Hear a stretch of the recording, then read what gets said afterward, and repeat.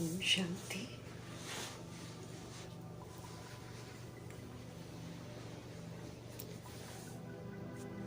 हम आत्माओं को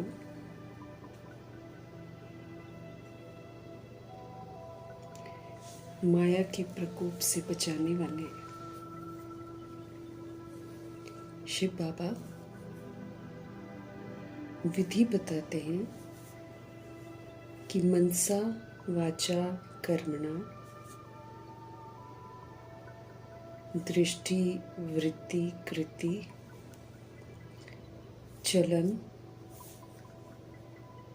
सभी से अपने आप को व्यस्त करो। निराकारी मनसा निरअहंकारी वाचा और निर्विकारी कर्मणा से सेवा करते हुए अगर हम व्यस्त रहेंगे तो आने वाले माया के वार से हम बचे रहेंगे। बेदाग बनना है हमको। फिक्र रखनी है हमको, क्योंकि एक भी दाग जो हमने नहीं मिटाया उसको फिर धर्मराजपुरी में मिटाया जाएगा। उस समय फिर हमें कष्ट होगा, फिर ट्रिब्यूनल के आगे भी बैठेंगे फिर। तो इसलिए हम आत्माओं को भिन्न भिन्न विधियां बताते हैं जिसमें अगर हम व्यस्त रहें तो हम सजाओं से मुक्त हो जाएंगे। सुंदर विधियां बताने वाले, सहज विधियां बताने वाले कल्याणकारी शिव पिता परमात्मा जी का हम तहे दिल से धन्यवाद करेंगे। उनकी कल्याणकारी विधियों को अपनाकर सदैव अलर्ट एक्यूरेट रहने वाले व्यक्त ब्रह्मा, अव्यक्त ब्रह्मा, गुप्त बड़ी माँ, big brother, great great grandfather का रोल प्ले करने वाली आत्मा ब्रह्मा जी का तहे दिल से धन्यवाद करेंगे। धन्यवाद करते हुए दोनों जबरदस्त लाइट्स को हाजिर नाजिर करते हुए मीठे मीठे परमपिता परमात्मा जी के महावाक्य हम उन्हीं से समझेंगे। समझ पूरे वायुमंडल में फैले, तत्वों में फैले, प्रकृति में फैले। दिल से दुआ करेंगे। मीठे परमात्मा जी की समझ यूनिवर्स की सारी सोल्स तक पहुंचे, ये भी हम दिल से दुआ करेंगे। उन आत्माओं तक पहुंचे जो इस समय वृद्ध शरीरों में है लेकिन फिर दैहिक रिश्तों में उलझी हुई है। उन आत्माओं का बुद्धि का योग उन रिश्तों से हटे और परमपिता परमात्मा से लगे। दिल से दुआ करेंगे। सब तरह की एक्सपेक्टेशन से मुक्त होकर हर आत्मा परमात्मा को अपना सब कुछ बना ले। ऐसी मीठी मीठी समझ शिव बाबा की सब जगह पहुंचे। उन आत्माओं तक पहुंचे जो हमारे साथ लौकिक में कनेक्टेड हैं, उन आत्माओं तक पहुंचे जो हमारे साथ नकारात्मकता से कनेक्टेड हैं। सभी का बुद्धि का योग हम आत्माओं से हटे, परमपिता परमात्मा जी के साथ लगे। उन आत्माओं तक शिव बाबा की समझ पहुंचे मुरली की जो रोज शरीर छोड़ रहे हैं, इस समय आकारी शरीरों में हैं और उनके साथ जो संबंधित हैं आत्माएं, वो दुखी हैं, परेशान हैं, रो रही हैं, बिलख रही हैं। सभी आत्माओं तक मीठे परमात्मा की मीठी मुरली की समझ पहुंचे। हर आत्मा को सुकून मिले, राहत मिले, सबका बुद्धि का योग सत्य के साथ जुड़े और इस दुनिया से बेहद का सबको वैराग आ जाए। दिल से हम सब दुआ करेंगे। मीठे मीठे परमपिता परमात्मा जी की समझ उन आत्माओं तक पहुंचे जो गर्भ जेल में प्रवेश कर गए हैं, उन आत्माओं तक पहुंचे जो हॉस्पिटलों में पीड़ित हैं, घरों में पीड़ित अवस्था में है, प्राकृतिक आपदाओं के शिकार हैं और या फिर दैहिक हिंसाओं के शिकार हैं, माया के प्रकोप के कारण अलबेली बन गई हैं, तंत्र मंत्र के कारण अलबेली बन गई हैं। सभी आत्माएं अलर्ट रहें। प्रभु की मुरली सब तक जो समझ है सब तक पहुंचती रहे और उन आत्माओं तक प्रभु जी की समझ पहुंचे जो वाम मार्ग में चली गई हैं और जो जाने की तैयारी कर रही हैं, क्योंकि बहुत सारे आत्माएं अभी हलचल जब होनी है तो परमपिता परमात्मा को छोड़ने की तैयारी कर रही हैं। तो वो सारी आत्माएं जो हैं जुड़ी रहे परमात्मा से, ये हम सब दिल से दुआ करेंगे। उन आत्माओं तक प्रभु जी की समझ पहुँचे जो कुमार कुमारियों के शरीरों में हैं और जो छोटे छोटे शरीरों में है, क्योंकि ये मायावी दौर से गुजर रही हैं। तो इन आत्माओं पर मायावी प्रकोप ना आ जाए, कहीं ये साधनों के चक्कर में आकर साधनों में न डूब जाए, भपके में न डूब जाए। दिल से हम सब दुआ करेंगे कि सब तक प्रभु जी की समझ पहुँचे, पवित्रता की लहर सब तक पहुँचे, ताकि ये आत्माएं जो हैं ये कभी भी ये सदा पवित्र रहे। ये दिल से हम सब दुआ करेंगे। उन आत्माओं तक प्रभु जी की समझ पहुँचे जो अपनी संस्था बनाकर बैठे हैं, खुद भी गुमराह, दूसरों को भी गुमराह कर रहे हैं। उन आत्माओं तक प्रभु जी की समझ पहुँचे जो भिन्न भिन्न सत्ताओं में बटी हुई हैं, भिन्न भिन्न वर्गों में बटी हुई हैं, भिन्न भिन्न मठ पंथों में बटी हुई हैं, जाति के नाम पर, देश के नाम पर, राज्य के नाम पर, रूप के नाम पर, नाम और रूप में फंसी हुई जितनी भी आत्माएं हैं, बटी हुई आत्माएं हैं, भगवान को बांट रखा है। सभी आत्माओं को सद्बुद्धि आए, सब तक प्रभु जी की समझ पहुँचे, सब पुनः अपने स्वधर्म में लौटे। ये दिल से हम सब दुआ करेंगे। और उन आत्माओं तक प्रभु जी की समझ पहुँचे जो वैश्याएं बन गई हैं, गणिकाएं बन गई हैं और जो उनसे ऐसे दैहिक धंधे करवा रहे हैं, सबको वैराग आए। गंदगी से हर आत्मा परमात्मा से जुड़े, क्योंकि हर आत्मा ने टर्न तो करना ही है, सच्चाई की तरफ लौटना ही है। दुआएं हम देते रहें तो एक दिन वो जरूर लौट आएंगी। यादव कौरव यवन बन गई सभी आत्माओं तक प्रभु जी की समझ पहुँचे। भूत प्रेत आत्माएं जो बन गई हैं उन तक प्रभु जी की समझ पहुँचे। तंत्र मंत्र रिद्धि सिद्धि जो कर रही हैं, अघौरी और तांत्रिक जितने भी हैं, सभी को ऐसे उल्टे कर्मों से वैराग आए और हर आत्मा जो है अभी परमपिता परमात्मा की तरफ लौटे, क्योंकि इस समय सभी तंत्र मंत्र की विधियां अपना रहे हैं सत्ताओं को हथियाने के लिए, लेकिन सबको सद्बुद्धि आए कि ये राइटियस मार्ग नहीं है। मीठे मीठे परमपिता परमात्मा जी की समझ उन आत्माओं तक पहुँचे जो अंग तस्करियाँ कर रहे हैं, जो किडनैपिंग कर रहे हैं, सभी आत्माओं को सद्बुद्धि आए। उन आत्माओं को सद्बुद्धि आए जो ह्यूमन फ्लैश, एनिमल फ्लैश खा रहे हैं और इसको बहुत बढ़ावा दे रहे हैं, सभी आत्माओं को सद्बुद्धि आए और कोई भी इस तरह के पाप न करें, जुल्म न करें। दिल से हम सब दुआ करें सभी आत्माएं फिर से पुण्य आत्मा बने और अब घर वापस चलने को तैयार हो जाएं। मीठे परमात्मा जी की समझ उन आत्माओं तक पहुँचे जो तरह तरह के नशों में धुत हैं, अब वो नशे छोड़ दें और सभी को ईश्वरीय नशा छा जाए। दिल से हम सब दुआ करेंगे जहाँ कहीं भी ऐसी आत्माएं हैं, सब प्रभु का नशा सबको चढ़ जाए। दिल से दुआएं करते हुए उन आत्माओं के लिए भी प्रभु जी के महावाक्य समर्पित करेंगे जहाँ पर अभी तक महावाक्य पहुँचे नहीं है, या फिर पहुँचते हैं तो आत्माएं सुनना नहीं पसंद करती हैं। तमाम आत्माओं में बेहद का वैराग आए, हर आत्मा अपने स्वधर्म में लौटे। दिल से हम सब दुआ करेंगे शमशानी वैराग से हटकर अब परमानेंट वैराग सबको आ जाए, ताकि हर आत्मा अपने लिए मुक्ति और जीवन मुक्ति का वर्षा कमा सके। हम आत्माएं अपने लिए भी दुआ करेंगे कि हम आत्माएं आत्मिक स्थिति में स्थित होकर परमपिता परमात्मा जी के जो महावाक्य हैं, जो शिक्षाएं हैं मुझे आत्मा के लिए, उसको मैं आत्मा अपने लिए ग्रहण करूं और अपने आप को परिवर्तन करूं। इन्हीं दुआओं के साथ देखते हैं आज हमारे परमपिता परमात्मा हम आत्माओं को किस विधि से राइटियस मार्ग पर लेकर जा रहे हैं। मीठे मीठे बाबा बोले, मीठे बच्चे तुम सच्चे सच्चे सत्य बाप से सत्य कथा सुनकर नर से नारायण बनते हो।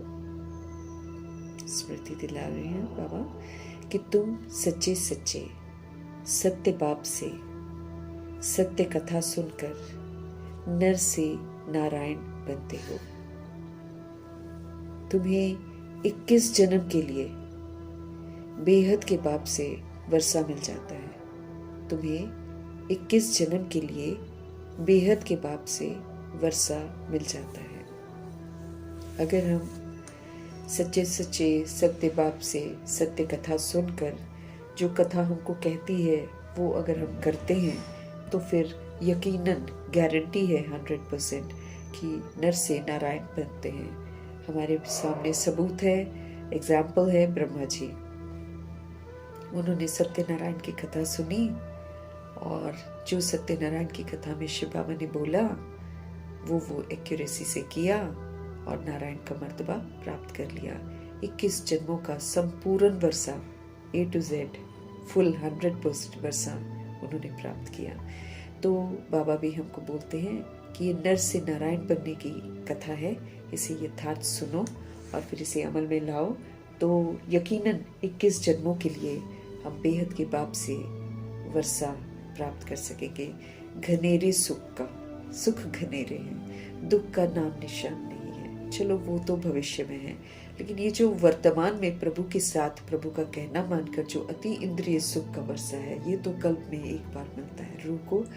तो वो रूहानी वर्षा जो है भगवान का, वो हमको मिलता है, वो हमको असीम सुख की प्राप्ति कराता है। हर तरह के हिसाब किताब हमारे चुकता करवा देता है, हमको सारी जो सतयुगी अनुभूतियां हैं वो करवा देता है, सतोगुण का जो अनुभव है वो करा देता है। मुक्ति क्या होती है उसको हम अनुभव कर लेते हैं, जीवन मुक्ति क्या होती है उसको हम अनुभव कर लेते हैं। तो हर चीज़ की अनुभूति अभी हमको होती है। तो बेहद सुख का वर्षा मिलता है जब हम सत्यनारायण की कथा जो सुनते हैं, मुरली जो सुनते हैं, उसको अगर हम अमल में लाते हैं। तो मीठे बाबा का आज का प्रश्न है, बाप की किस आज्ञा को पालन करने वाले बच्चे ही पारस बुद्धि बनते हैं? भगवान की आज्ञाएं हैं हमारे लिए, उनकी मर्यादाएं हैं हमारे लिए, जिन मर्यादाओं की लकीर के अंदर हमको रहना है। अगर रह गए तो अहो सौभाग्य, अगर बाहर निकल गए तो खंडित हो गए। इसका हमको बहुत ध्यान रखना है। मीठे बाबा हमको समझा रहे हैं कि बाप की किस आज्ञा को पालन करने वाले जो बच्चे हैं वही पारस बुद्धि बनते हैं, नहीं तो हम पत्थर बुद्धि बन गए हैं ना। अब बाबा हमको पारस बना रहे हैं, प्योर बना रहे हैं, समझदार बना रहे हैं। लेकिन आज्ञा कौन सी माननी है? उत्तर है उनका, बाप की आज्ञा है, देह के सब संबंधों को भूलकर बाप को और राजाई को तुम याद करो। रहना है हमें, भागने को नहीं बोलते हैं बाबा। लेकिन अब समझ मिली है कि ये तो रोल है, अंदर में जो सोल है वो परमात्मा का बच्चा है, वो परमात्मा की अमानत है। इसके पहले मुझे समझ में नहीं था, मैंने विकारी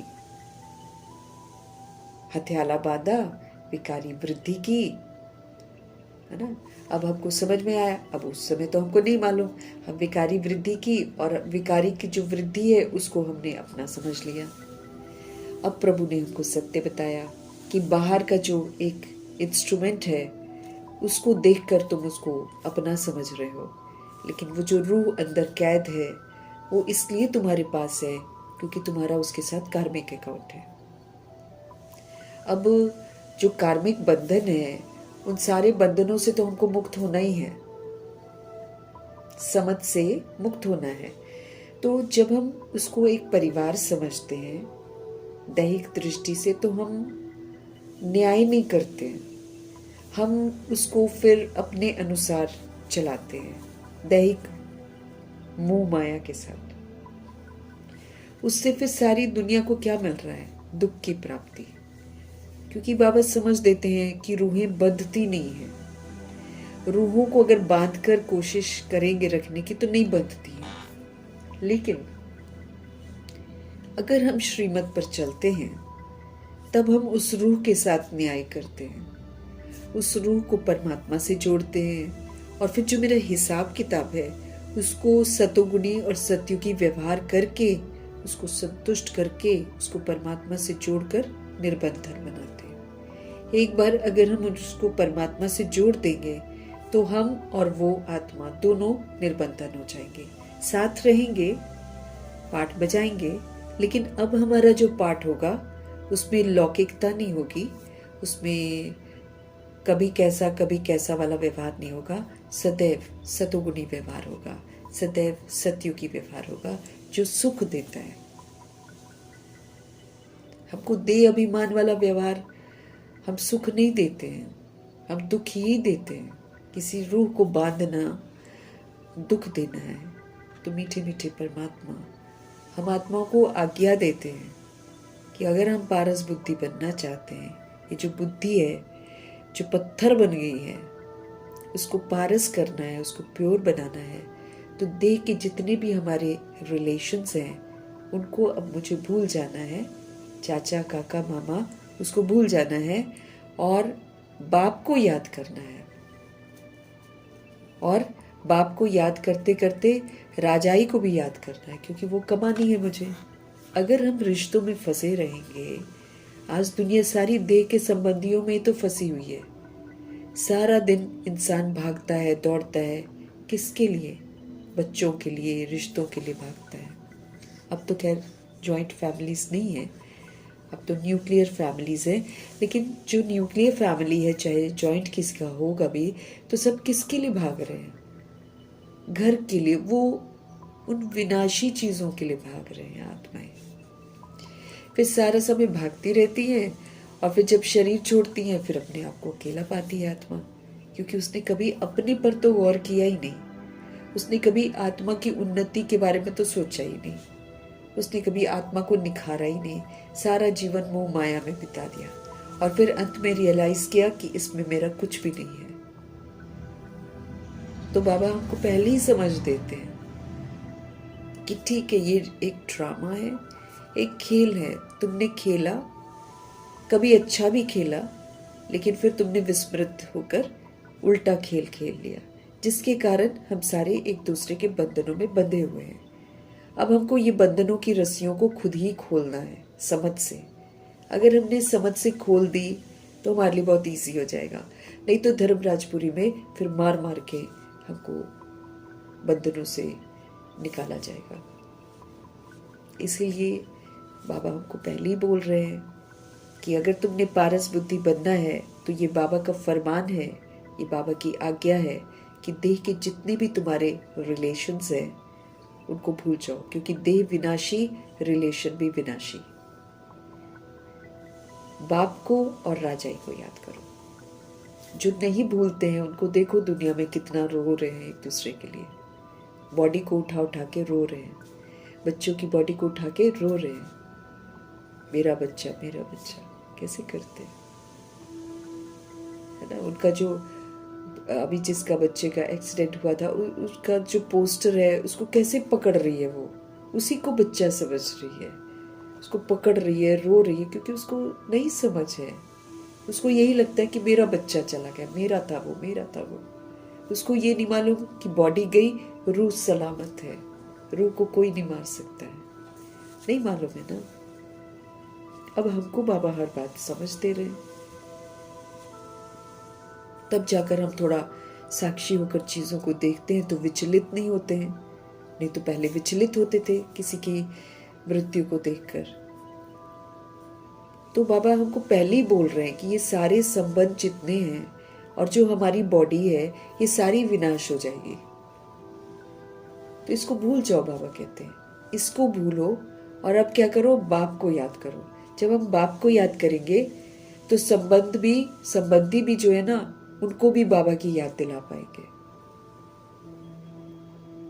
और फिर जब हम संबंधों को यहाँ पर जो बंधन बना रखे मैंने, उनको भूलेंगे, तब तो हम राजाई को याद करके उसके लिए जो पुरुषार्थ करना है वो कर सकेंगे। नहीं तो सारा दिन तो हम परिवार के लिए ही करते रह जाएंगे। जब तक हम इससे बुद्धि का योग हटाएंगे नहीं, हम 2500 वर्ष की राजधानी के लिए जो कमाना है वो हम कमाएंगे नहीं। इसलिए हमको रियलाइज करना है, रूल्स जो है ड्रामा के वो अब खत्म होने को हैं। बॉडी इंस्ट्रूमेंट हमारे छूटेंगे, रूह को जाना है वापस घर, फिर रूह को नई दुनिया में भी आना है।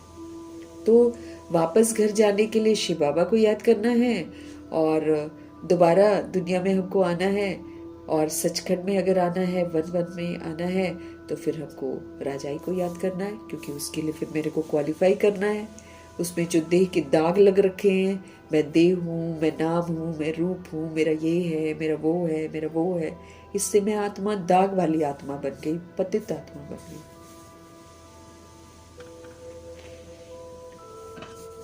अब उसको मुझे भूलना है, मुक्त अवस्था को अनुभव करना है, क्योंकि ऊपर से मैं कुछ नहीं लेकर आई थी, एकदम फ्री आई थी। अब नीचे से एकदम फ्री होकर जाना है, तब जा सकते हैं, नहीं तो नहीं जा सकते। फिर पनिशमेंट मिलेगा, रियलाइज करवाया जाएगा।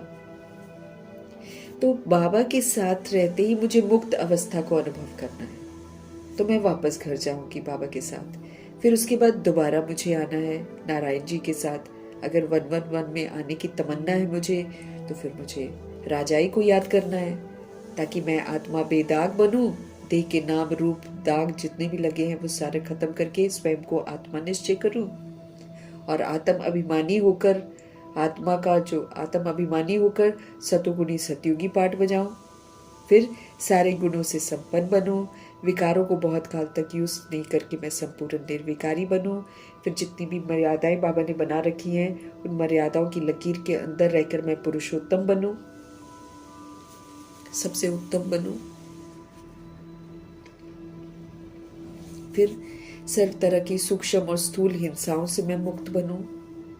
तो जब तक मैं याद नहीं करूंगी राजाई को, मैं पुरुषार्थ कैसे करूंगी? सामने होगा लक्ष्य तभी तो पुरुषार्थ करेंगे। संबंधों को याद करेंगे तो संबंधों को याद करने वाले तो देख लो क्या कर रहे हैं। सुबह उठ रहे हैं, नाश्ता बना रहे हैं, भाग दौड़ शुरू, ऑफिस जाने वाले ऑफिस जा रहे हैं, घर का जो संभालने वाले हैं वो घर को संभाल रहे हैं, लंच पैक करके दे दे रहे हैं जाने वाले को, दोपहर में फिर खाने का इंतजाम हो रहा है क्योंकि विस्तार किया है, फिर रात को फिर खाने का इंतजाम हो रहा है, फिर सो रहे हैं, फिर उठ रहे हैं, फिर वही काम कर रहे हैं। यही तो कर रही है दुनिया, और हर उस चीज के लिए भाग रही है जो खत्म हो जानी है, जो साथ नहीं जानी है। बाबा हमसे सच्ची कमाई करा रहे हैं। अगर हम सतयुगी वर्षा भी कमाएंगे वो भी मेरे साथ जाएगा अविनाशी, और अगर मैं मुक्ति का अनुभव करूंगी तो ये भी मेरे साथ जाएगा। तो भगवान जो हमसे करवा रहे हैं वो सारा मेरे साथ जाएगा, और जो रावण हमसे करवा रहा है वो सारा यहाँ विनाश हो जाएगा।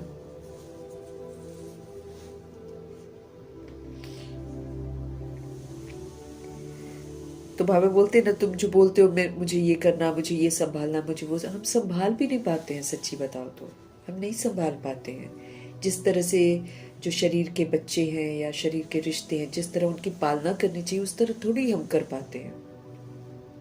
हम तो कमाते हैं, वो ले आते हैं, जो भी फैसिलिटीज़ वगैरह दे सकते हैं वो देते हैं, खाना पीना दे देते हैं, स्कूलों में डाल देते हैं, है ना, कहीं और कॉलेजों में पढ़ा लेते हैं, कुछ करते, बस यही करते हैं ना। लेकिन जो एक चरित्र को सींचना चाहिए, पवित्र बनाना चाहिए, वो थोड़ी हम कर पाते हैं।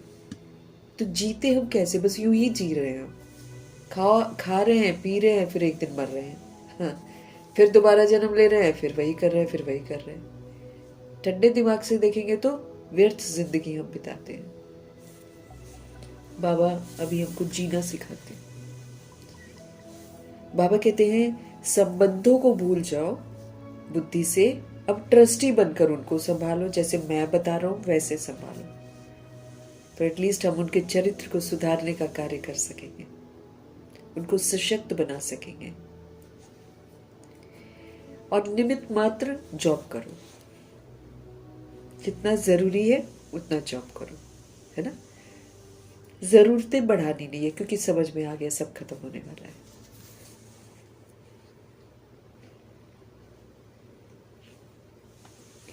यही सदगति के लिए सदगुरु की श्रीमत है, इसी से मेरी सदगति होगी। संबंधों को बुद्धि से भूलना है कि ये चाचा है, काका है, मामा है, बच्चे हैं, ये है, वो है, इसको बुद्धि से भूलना है। क्योंकि आपको ये याद रखना है, कोई भी ये वाला रोल मेरा नहीं है, इसमें से कोई भी मेरा नहीं है। रूह है ना, रूह पाठ बजा रही है, तो रूह दैहिक रिश्ता नहीं हमारा बन सकती है। हम आत्मा का रूहानी रिश्ता है एक दूसरे के साथ, आत्मा भाई भाई का। तो बाबा कहते हैं ये जो भूल कर बाप को और राजाई को याद करोगे ना, इसी से तुम्हारी सदगति होगी, इसी से तुम स्वर्ग में जाओगे।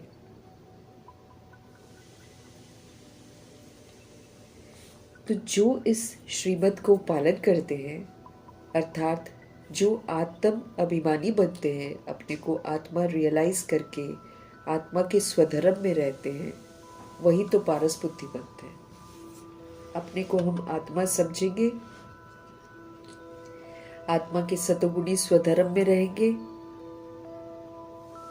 शुद्ध अभिमान में रहेंगे कि मैं सोल परमात्मा का बच्चा हूं, तब जाकर अपनी बुद्धि जो है ना प्योर बनेगी, पारस बनेगी।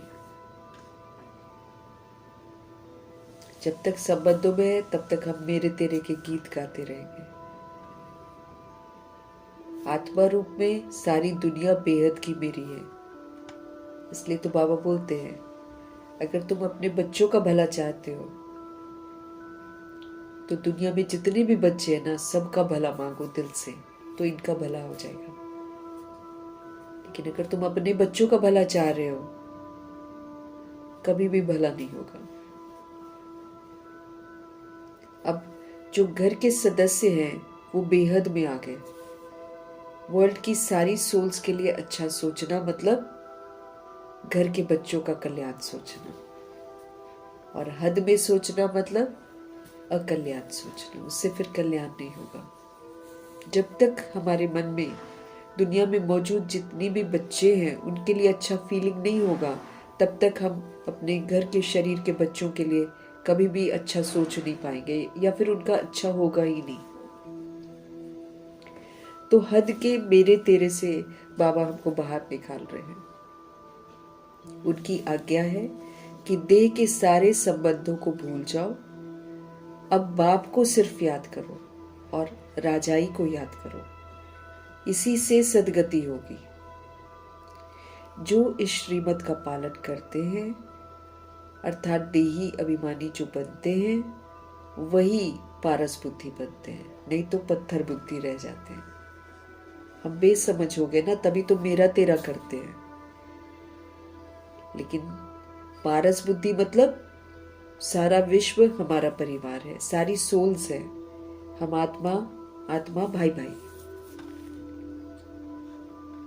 ये जब सोचते हैं तो हम पारस बुद्धि हैं, और जब हम ये सोचते हैं कि ये मेरा है, ये मेरा है, बंदर मिसल हम चीज़ों को पकड़ते हैं, उन चीज़ों पर अधिकार रखते हैं जो कि हमारी है ही नहीं है, तो फिर हम कैसी बुद्धि होते? पत्थर बुद्धि। तो आज सारी दुनिया पत्थर बुद्धि बन गई है, सब मेरे तेरे में फंसी हुई है।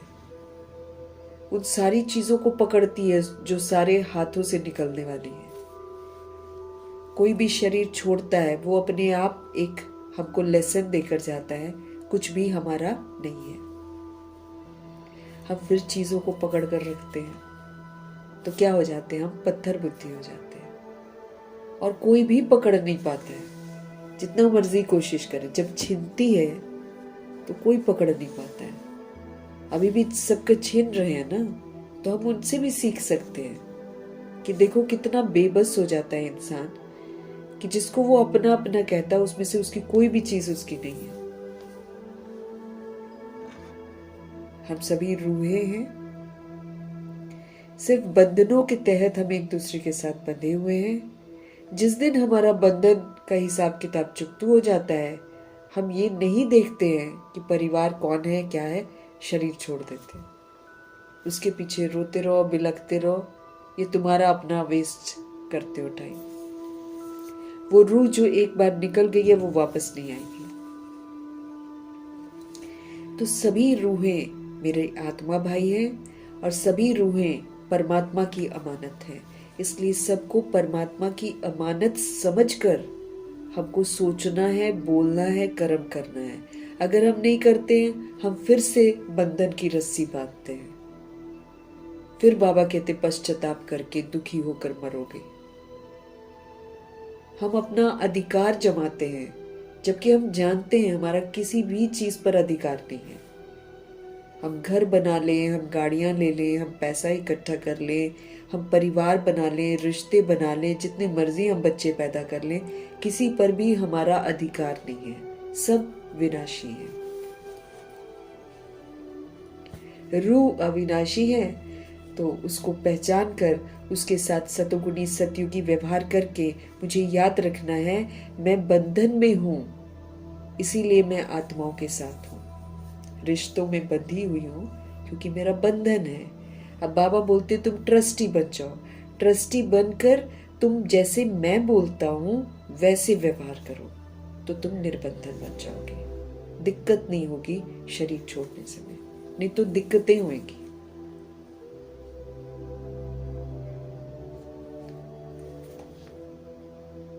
देही अभिमानी बनूं। इसी में मेहनत है, इसका सबूत देना है, इसका मुझे सबूत देना है, तब जाकर मेरी बुद्धि पारस रहेगी। लेकिन जब तक हम देह के संबंध को भूलेंगे नहीं, जब तक हम बाप को याद नहीं करेंगे, तब तक हम पत्थर बुद्धि ही रह जाएंगे। फिर बस वही कहेंगे ये मेरा है, मेरा है, रोते रहेंगे, बिलखते रहेंगे।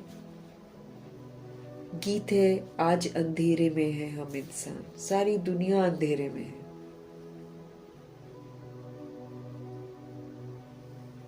सब मेरे तेरे में फंसे हुए हैं। कोई मर रहा है, उसको देखकर सबक नहीं सीखते हैं ना। कहीं पर मातम छाया हुआ है,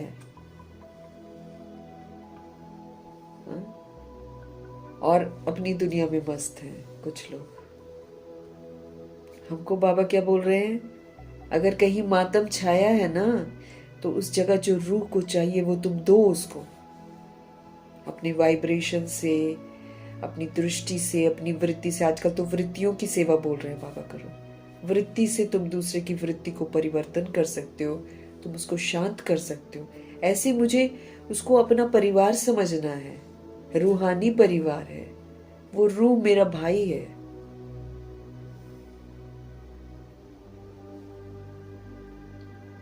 लेकिन कलयुग ऐसा युग है जिसमें सब इतने पत्थर बुद्धि हो जाते हैं, अपने से मतलब है, अपने जश्न मना रहे हैं, अपने एंजॉय कर रहे हैं। चलो वो तो जो बाहर दुनिया कर रही है वो तो अनजान है, लेकिन हम आत्माएं अगर इस कदर मस्त रहेंगे तो हमारी तो धर्मराजपुरी में शामत आएगी। बाबा ने क्या बोला, दूसरे के दुख को अपना दुख समझना है, दूसरे की गलती को अपनी गलती समझ के उसको सुधारना है।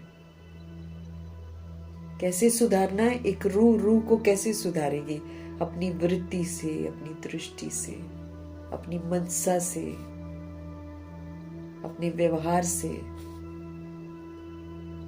ऐसे उसको सुधारना है, ऐसे उसके दुख को अपना दुख समझना है, उसको दूर करने की सेवा करनी। जैसे ब्रह्मा जी के लिए कहते हैं कि रात को जाग जाते थे, अचानक 10 बजे सोते थे और 2 बजे के पहले ही जाग जाते थे। क्यों?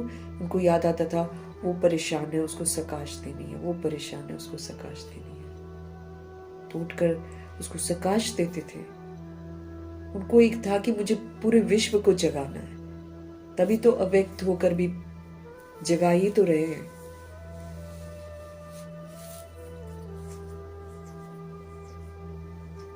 पारस बुद्धि है, ऐसे पारस बुद्धि हमको बनना है जहां मैं अपने को रूह समझूं, और जहां मैं दुनिया में जितने भी शरीर हैं वो शरीर मुझे दिखाई न दे, वो मुझे सब आत्मा भाई दिखाई दे। बिंदु, सब परमात्मा के बच्चे, सब परमधाम निवासी। इसको बोलते पारस बुद्धि, प्योर बुद्धि। तो देही अभिमानी बनने का हमको अभ्यास करना है, सभी के साथ सतोगुणी सतयुगी व्यवहार करना है।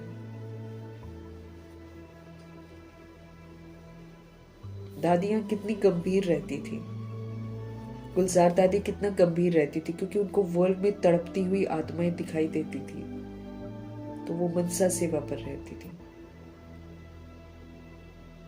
हमारा भी तो वही फर्ज है। हमारा फर्ज ये थोड़े खाया पिया, परिवार को पाला, सो गए, फिर उठे, फिर खाया पिया, ऑफिस गए, घर आए, घर का काम किया, जो फिर खाया पिया, बच्चों के साथ खेला, फिर सो गए। तो ड्रामा भी जगा देगा एकदम पूरे तरीके से। हमारे फर्ज तो बिल्कुल डिफरेंट हो गए। अब हमारे फर्ज हद के नहीं हैं, अब हमारे फर्ज बेहद के हैं। बाबा हमारा ध्यान खिंचवा रहे हैं कि संबंधों को भूलो और अब बेहद को याद करो, राजाई को याद करो, उसके लिए कमाओ। वो राजाई मेरे को कैसे मिलेगी, खजाने मेरे कैसे जमा होंगे, जब मैं खजानों को यूज करके फिर सेवाओं में लगाऊंगी। जब तक मैं आत्मा दूसरों का भला नहीं चाहूंगी, मेरा भला होगा ही नहीं।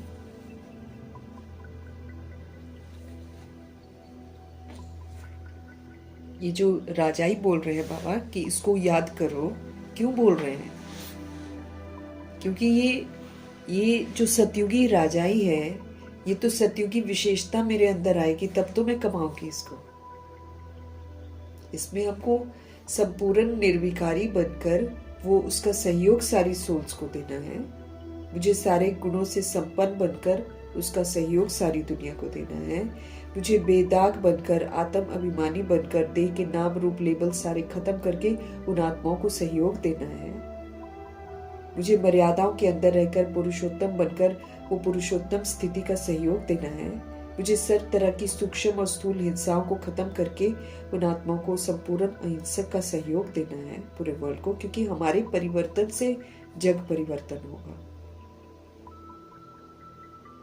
इसीलिए बाबा आपको बोलते हैं कि अब खाली हद में जीना छोड़ो, अब बेहद का सोचो, तब हद का भी कल्याण होगा, नहीं तो हद का भी कल्याण नहीं होगा। गीत है, आज अंधेरे में सब इंसान है। ओम शांति। ये कलयुगी दुनिया है, कलयुग में है सब अंधेरे में है, सब अपने आप को शरीर समझ रहे हैं। है आत्मा, बिंदी है, कुछ ले तो जा नहीं सकती है। जब शरीर छोड़ती है तो एक तिनका तक नहीं उठा पाती है, कुछ नहीं ले जा सकती सिवाय कर्मा के। जो उसने कर्म किए हैं वो उसके साथ जाते हैं। बाकी स्थूल चीज कितनी भी वो रख ले, एक भी चीज नहीं ले जा पाती है। शरीर जिसका वो अभिमान करती है, वो शरीर भी साथ नहीं देता है। और वो शरीर का अभिमान इतना होता है कि वो शरीर खुद चल भी नहीं सकता, उसको भी 4 5 6 बंदे उठाते हैं।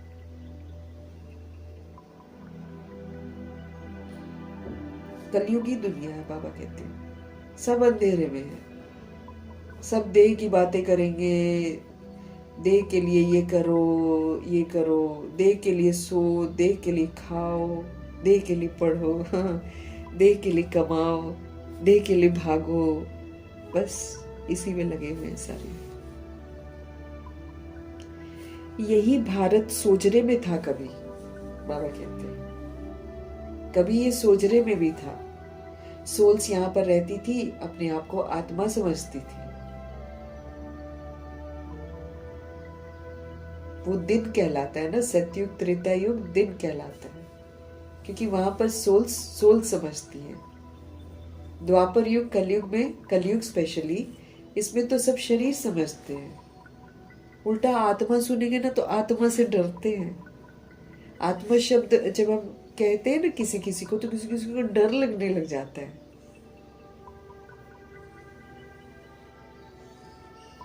अनदेखा करेंगे, अनसुना कर देंगे।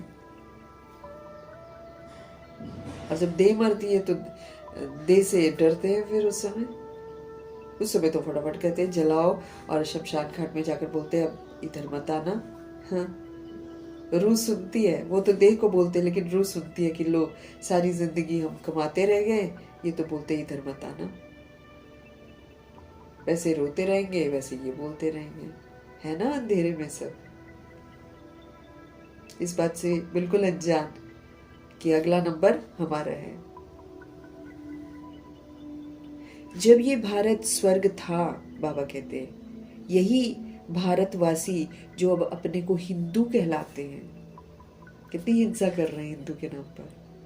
बाबा कहते हैं भारतवासी, यही भारतवासी जो अब अपने को हिंदू कहलाते हैं, वो असल में देवी देवता धर्म के थे। भारतवासी जो भारत को स्वर्ग बनाते हैं, बाबा के बच्चे, वो अपने आप को हिंदू कहने लग गए थे। बाबा कहते असुर में देवी देवता धर्म के थे। हिंदू धर्म तो किसी ने बनाया ही नहीं है, तो हिंदुस्तान के नाम पर बाबा कहते हिंदू रख दिया नाम। जैसे जन्नत था, परिस्तान था, उसको बदलकर भारत किया, फिर भारत से हिंदुस्तान किया, हिंदुस्तान से फिर इंडिया किया, अभी फिर आ गई भारतीय जनता पार्टी भारत भारत बोलने के लिए।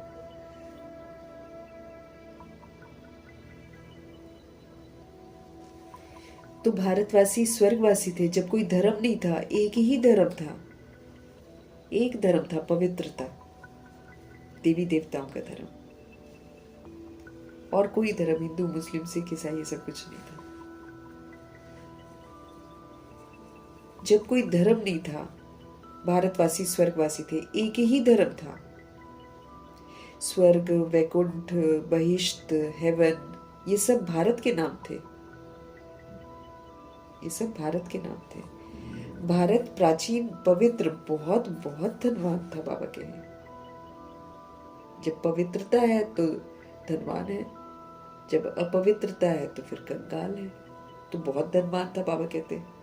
भारत प्राचीन था और पवित्र था बाबा कहते, और बहुत ही धनवान था। अब जैसे पतित बनते हैं तो फिर कंगाल बन जाता है। जब पतित बनते हैं तो सब लूटना शुरू कर देते हैं, और जब पवित्र होता है तो कोई अंदर प्रवेश नहीं कर सकता है। तो सारी खामियां कब आती हैं? जब हम अपवित्र बनते हैं। अभी भी हम पवित्र बन जाएंगे ना, कोई आसपास नहीं आएगा। जहां भी हम सेवा स्थान, जहां भी हम रहते हैं, अगर हम उस जगह का वायुमंडल ना श्रीमत पर चलकर पवित्र बना देंगे, कोई भी आसपास नहीं आएगा। परमात्म शक्तियां फिर कार्य करती हैं, कोई नहीं आता फिर वहां पे। लूटते कब है हमको? जब हम अपवित्र बनते हैं। तो हमको तो मनसा वाचा कर्मणा बिल्कुल प्योर बनना है। जहां हम रहते हैं उस जगह का वायुमंडल भी प्योर बनाना है। तो पवित्र है तो कोई नुकसान नहीं पहुंचाएगा। अभी भी हमको बाबा क्या बोलते हैं? पवित्र भव, योगी भव, है ना। अगर हम ये बन जाएंगे, कोई फिक्र करने की हमको जरूरत ही नहीं है किसी भी चीज की। आराम से सेवा करेंगे और आराम से शरीर छोड़ेंगे। कोई फिक्र नहीं इकट्ठा करने की कि ये इकट्ठा कर लें, वो इकट्ठा कर लें, क्योंकि योगी और पवित्र आत्मा एकदम सूक्ष्म हो जाती है। वो इन चीजों के बारे में फिक्र नहीं करती है, तो फिर भगवान फिक्र करते हैं। जैसे दादियां थी, बहुत सूक्ष्म थी ना, तो भगवान को फिक्र रहती थी कि इनको कब खिलाना है, इनको कहाँ लेकर जाना है, इनको कैसे लेकर जाना है। जब वो लोग यूथ में थे, उन्होंने बहुत मेहनत की, पैदल चल चल कर सेवाएं की। लेकिन जब उनके शरीरों को जरूरत थी आराम की, तो फिर बाकायदा हर तरह का आराम प्रोवाइड किया है एंड में बाबा ने।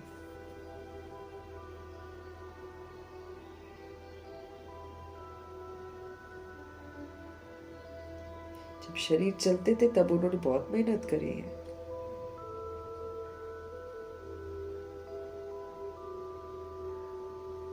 तो बाबा कहते हैं भारत प्राचीन, पवित्र, बहुत बहुत धनवान था। जब पवित्रता है तो फिर धन भी है। कौन सा धन? गोल्ड, सिल्वर, हीरे जवाहरात। अब थोड़ी है। अब तो कागज के नोटों के पीछे लोग देखो क्या क्या करते हैं। बेईमानी करेंगे, किसी को मार देंगे पैसे के लिए। अभी तो भारत कंगाल हो गया है, क्योंकि अब कलयुगी हो गया है ना। वो सतयुग था।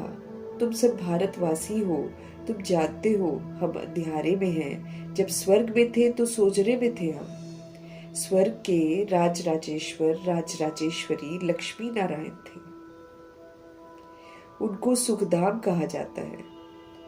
नए नए आते हैं ना, तो बाप फिर समझाते हैं, बाप से ही तुमको स्वर्ग का वर्षा लेना है, और तो कहीं से मिलेगा नहीं। तो जिनसे लेना है, फिर उनसे लेने के लिए लायक भी तो बनना है, क्योंकि ऐसे स्वर्ग का वर्षा फ्री में नहीं मिलता है। जब हम स्वर्ग की विशेषताओं को यहाँ पर यूज करते हैं श्रीमत पर चलकर, तब मिलता है। जब हम स्वर्ग बनाते हैं तब हम स्वर्ग में जाते हैं। हम स्वर्ग बनाएंगे नहीं, हम वहां पर जाएंगे नहीं। बाप से ही तुमको स्वर्ग का वर्षा लेना है, जिसको जीवन मुक्ति कहा जाता है। अभी तो सब जीवन बंद में है, बाबा कहते हैं। हम सारे जीवन में रहते, लेकिन सारे के सारे बंधनों में बंधे हुए हैं। छोड़ना भी चाहे तो नहीं छोड़ पाते हैं। तो सब जीवन बंद में है, और बाबा हमको अब जीवन मुक्त बनाते हैं। तो जीवन मुक्त बनने की एक ही विधि है, सबके साथ अच्छा करो, जीवन मुक्त हो जाओ। बुरा करो, बंधन में बंध जाओ। ऐसा है। चाहे संकल्प से हम बंध जाएं, चाहे बोल से चाहे कर्मणा से। अब हमको जीवन मुक्त अवस्था बनानी है, यहीं पर हमको जीवन मुक्ति का अनुभव करना है। बाबा कहते सब के सब जीवन बंध में है, खास भारत जीवन बंध में है और आम तो सारी दुनिया ही बंधनों में ही तो बंधी हुई है। लेकिन सबसे ज्यादा भारत के लोग मेरा है ना। बच्चों के साथ मोह कितना है आत्माओं का। खास भारत जीवन बंध है और आम दुनिया जीवन बंध है। उनका बंधना थोड़ा डिफरेंट है, यहाँ बंधना थोड़ा ज्यादा गहरा है, क्योंकि ड्रामा यहाँ पर पूरा 5,000 वर्ष का चलता है। इसलिए यहाँ पर घनी जो बीमारियां हैं ना विकारों की, वो लगी हुई है। मोह माया में सब उलझे हुए हैं।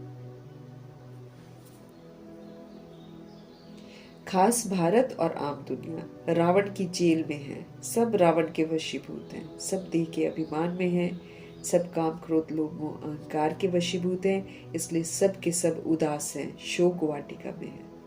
वो तो बाहरी खुशी दिखाते हैं थोड़ी देर की, थोड़ी देर बाद फिर से शोक में होते हैं। ऐसे नहीं कि रावण सिर्फ लंका में था और राम भारत में था और उसने आकर सीता चुराई। ये सब तो बाबा कहते दंत कथाएं हैं। वो तो वैसे भी फिक्शन ही लिखा हुआ है रामायण में, लेकिन वही है, अगर आप किसी को बोल देंगे तो लड़ाई झगड़े एकदम तय है। खुद ही वो लोग लिखते हैं कि फिक्शन है और फिर खुद ही इसको सत्य समझकर गुमराह कर रखा है सबको। इसके नाम पर फिर लड़ते हैं, मरते हैं। बाबा कहते ऐसा कुछ नहीं है कि 10 शीश वाला रावण होता है और वो कोई अलग से एक छोटी सी लंका होती है, ऐसा तो नहीं है। और राम भारत में है, यानी कि रामचंद्र को बोल देते हैं राम है, भारत में है और उसने आकर सीता चुराई रावण ने। बाबा बोलते ये सारी दंत कथाएं बना रखी हैं, ऐसा कुछ नहीं है। वो तो वाल्मीकि जी ने लिखी थी कथा। वो तो ऐसे ही लिखी थी कि उनको कलयुग थोड़ा खतरनाक लग रहा था तप करने के बाद, तो उन्होंने इसलिए लिखी थी ताकि लोग डरें, थोड़ा सुधरें। लेकिन कहाँ कोई डरता है। सारे रामायण के कैरेक्टर्स अभी मौजूद हैं, सारे महाभारत के कैरेक्टर्स अभी मौजूद हैं दुनिया में। बाबा कहते हैं खास भारत आम दुनिया रावण की जेल में है, शोक वाटिका में है। ऐसे नहीं कि रावण सिर्फ लंका में था और राम भारत में था, नहीं। अभी तो सारी दुनिया ही लंका है, इसको आग लगनी है। बाबा कहते हैं ये जो सुनाते हैं कि सीता को रावण चुरा के ले गया, वो 10 शीश वाला रावण, ये सब बाबा कहते सारी दंत कथाएं हैं, मुख से सुनाई हुई कथाएं हैं, सुनी सुनाई इधर से। फिर बाबा कहते हैं गीता मुख्य है, सच्ची गीता बाबा सुनाते हैं सर्व शास्त्र में। इसलिए वो जो दुनिया वाली गीता है जो मनुष्य लिखते हैं, उसमें 4-5 महावाक्य बाबा के हैं, इसीलिए उस गीता की अहमियत है। बाकी पूरी गीता तो सच्ची नहीं है। सच्ची गीता तो हम रोज बाबा से सुन रहे हैं। ये मुरली क्या है? सच्ची गीता है। लेकिन भगवान ने गाई है ना, तो कुछ यादगार तो बनेगा, इसलिए एक गीता यादगार बना जिसमें 4-5 सही वाक्य हैं और बाकी तो फिर कृष्ण भगवान वाच लिख दिया, इसलिए वो खंडित हो गई। मनुष्य तो बाबा कहते हैं मनुष्य तो कोई की सदगति कर ही नहीं सकता है। अब संत महात्माओं के पीछे चले जाओ, आजकल जो इतने बड़े बड़े अखाड़े बना रखे हैं आत्माओं ने, उनके पीछे चले जाओ, गुरुओं के पीछे चले जाओ, देहधारी गुरुओं के पीछे, तो हमारी सदगति थोड़ी होगी उनको फॉलो करने से।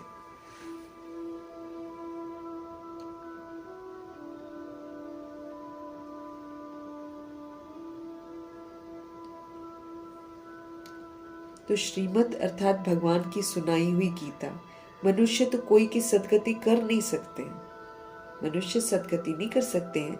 सतयुग में थे जीवन मुक्त देवी देवताएं, जिन्होंने ये वर्षा कलयुग अंत में पाया था।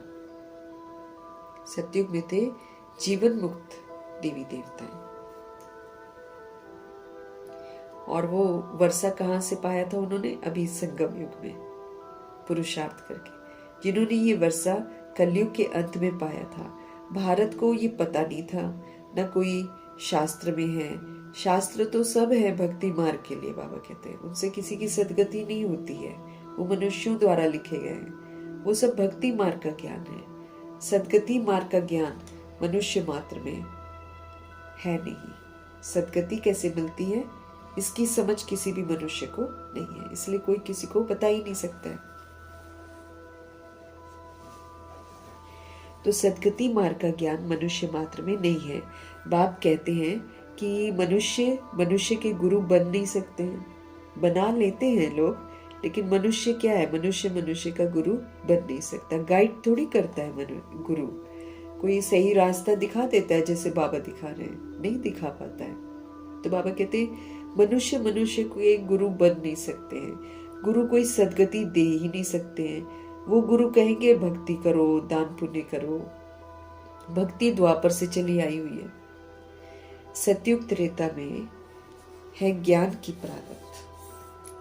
सतयुग त्रेता युग में ज्ञान की प्रारब्ध है। अभी हम ज्ञान लेते हैं और उसको कितना धारण करते हैं, कितना पुरुषार्थ करते हैं, उसके अनुसार फिर हमारी प्रारब्ध बनती है। ऐसे नहीं वहां ये ज्ञान चला आता है। ये जो वर्षा भारत को था, जो वर्षा हमको मिलता है भारत को था, वो बाप से संगम पर ही मिला है।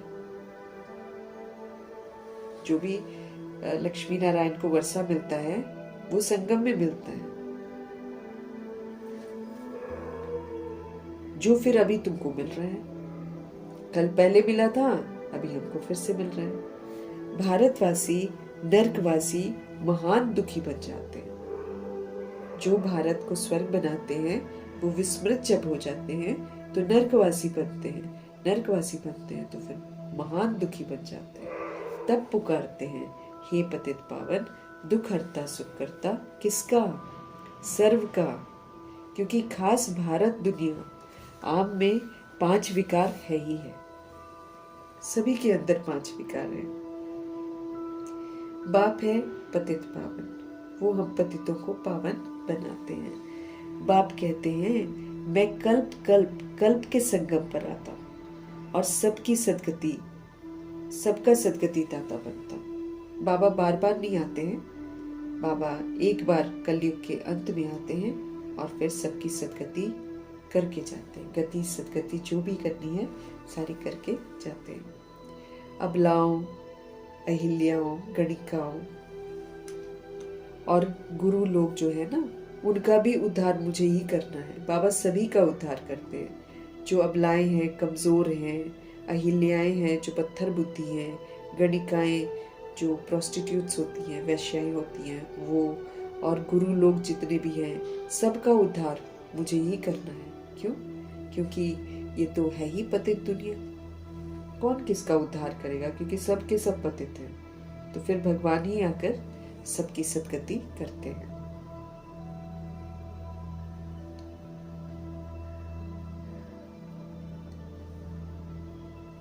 जो भी हैं, गणिकाएं हैं, गुरु लोग जितने भी हैं, सबका उद्धार मुझे करना है। क्योंकि ये तो है ही पतित दुनिया।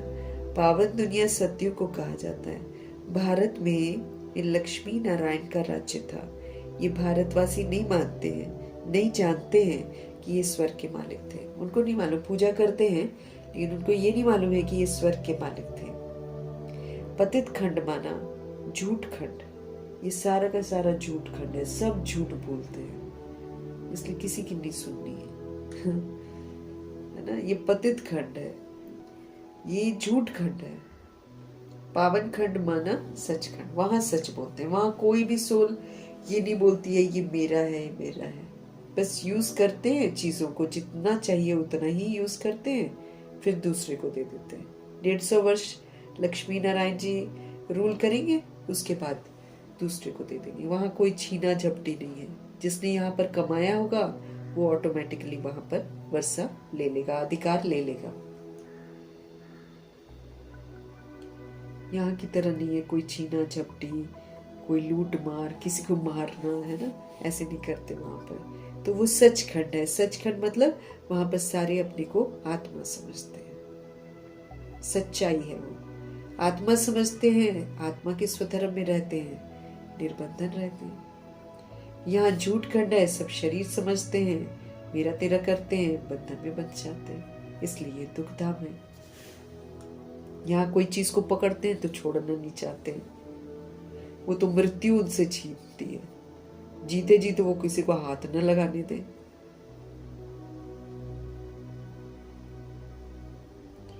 भारत पावन खंड था, कभी था वो सचखंड। इन लक्ष्मी नारायण की सूर्यवंशी डिनेस्टी थी। ये भारत है अविनाशी खंड, ये कभी भी विनाश नहीं होता। इसमें 5000 वर्ष का ड्रामा चलता है, और जब ये भारत नर्क बन जाता है तो इसका एक एरिया तो सेफ रखते हैं बाबा, फिर वहां पर स्थापना कर देते हैं, इसलिए कभी भी विनाश नहीं होता है। भारत खंड, भारत पावन खंड था। इन लक्ष्मी नारायण की सूर्यवंशी डिनेस्टी थी वहां पर। ये भारत है अविनाशी खंड, ये कभी भी विनाश नहीं होता। भगवान आते हैं ना, ये कभी भी विनाश नहीं होता।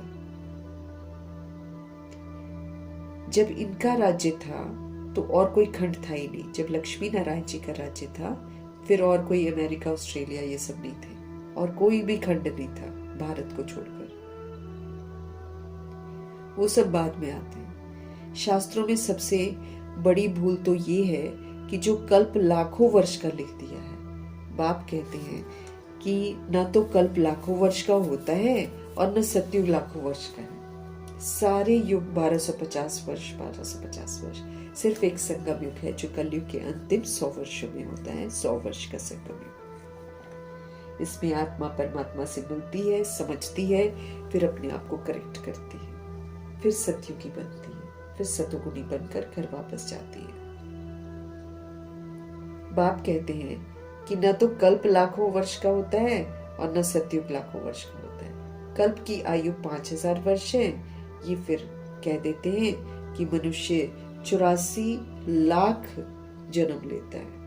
उसमें बोलेंगे कीड़ा मकोड़ा सब बनता है और एक जन्म फिर उसका मनुष्य का होता है, ऐसे बोलते हैं वो। अब बाबा बोलते हैं कीड़े मकोड़े बनकर फिर एक जन्म अगर बनता है मनुष्य, तब तो उसका जो जन्म है वो तो परफेक्ट होना चाहिए। लेकिन आजकल कैसे टेढ़े बांग के सब पैदा होते हैं, बीमारी वाले पैदा होते हैं, परफेक्ट तो कोई नहीं पैदा होता। तो सब दंत कथाएं बना रखी हैं। फिर बाबा हमको समझ देते हैं कि कभी भी मनुष्य जो है वो जानवर की योनि में नहीं जाता है। अगर वो जानवरों को मारता भी है तो वो इंसान की योनि में आकर ही उसको भुगतता है। जब उससे उसके बच्चे छिनते हैं तब उसको पता चलता है कि दुख क्या होता है। तो 84 लाख जन्म लेते हैं। मनुष्य को कुत्ता बिल्ली आदि बना दिया बाबा कहते, सारे लोगों ने कहते कुत्ता भी बनता है, बिल्ली भी बनते हैं, पिछले जन्म में ये था वो था, ऐसे बोलते हैं ना, कहानियां बना देते हैं। परंतु उनका जन्म अलग है। बाबा कहते वो तो प्रकृति की उत्पत्ति है, जैसा मनुष्य वैसी उत्पत्ति। आज मनुष्य गड़बड़ है, इसीलिए बिच्छू टिंडन सब पैदा होते हैं। ये बिच्छू टिंडन कुत्ते बिल्ली ये सब थोड़ी होते हैं सतयुग में, ये नहीं होते कभी भी वहां। तो जैसी आत्मा प्रकृति वैसे ही जीव उत्पन्न करती है।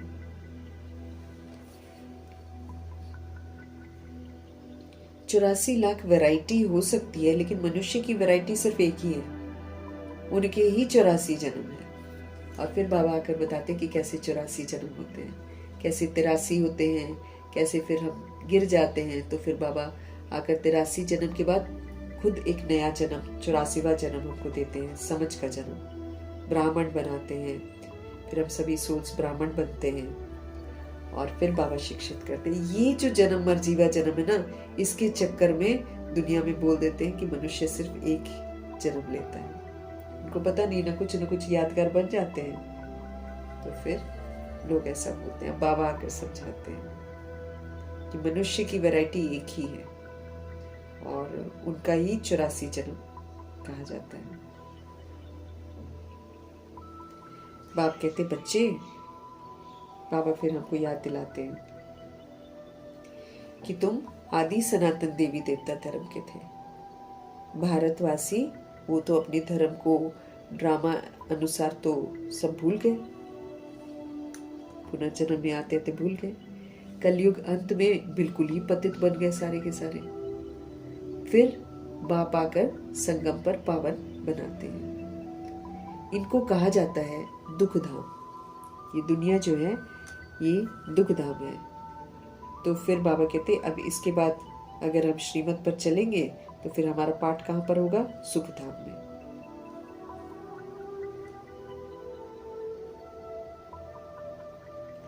बाप कहते हैं, हे बच्चों, तुम भारतवासी ही स्वर्गवासी थे। तुम लोगों ने, जिन्होंने भारत को स्वर्ग बनाया था, तुम लोग स्वर्गवासी थे। पहले तुम लोग स्वर्ग में रहते थे।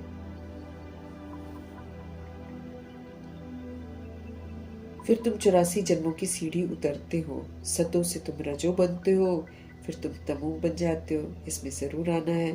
तुम देवताओं जितना धनवान, एवर हैप्पी, एवर वेल्दी तो कोई नहीं होता। अभी हम लोग एवर हेल्दी, एवर हैप्पी बनते हैं। अब ऐसा नहीं है कि हमको यहाँ पर वो होता है, बीमारी नहीं होती है ना, वो तो हमारा कर्म भोग आएगा ही आएगा।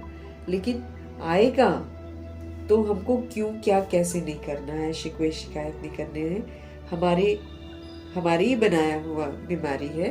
रूह को बीमारी लगती है तो फिर शरीर को बीमारी लगती है, तो वो कर्म भोग निकलता है। लेकिन जो सोल इस ज्ञान को बुद्धि में रखते हुए खुश रहती है और साक्षी होकर अपना हिसाब किताब सेटल करती है, कोई शिकवा शिकायत नहीं करती है, वो एवर हेल्दी का वर्षा कमाती है।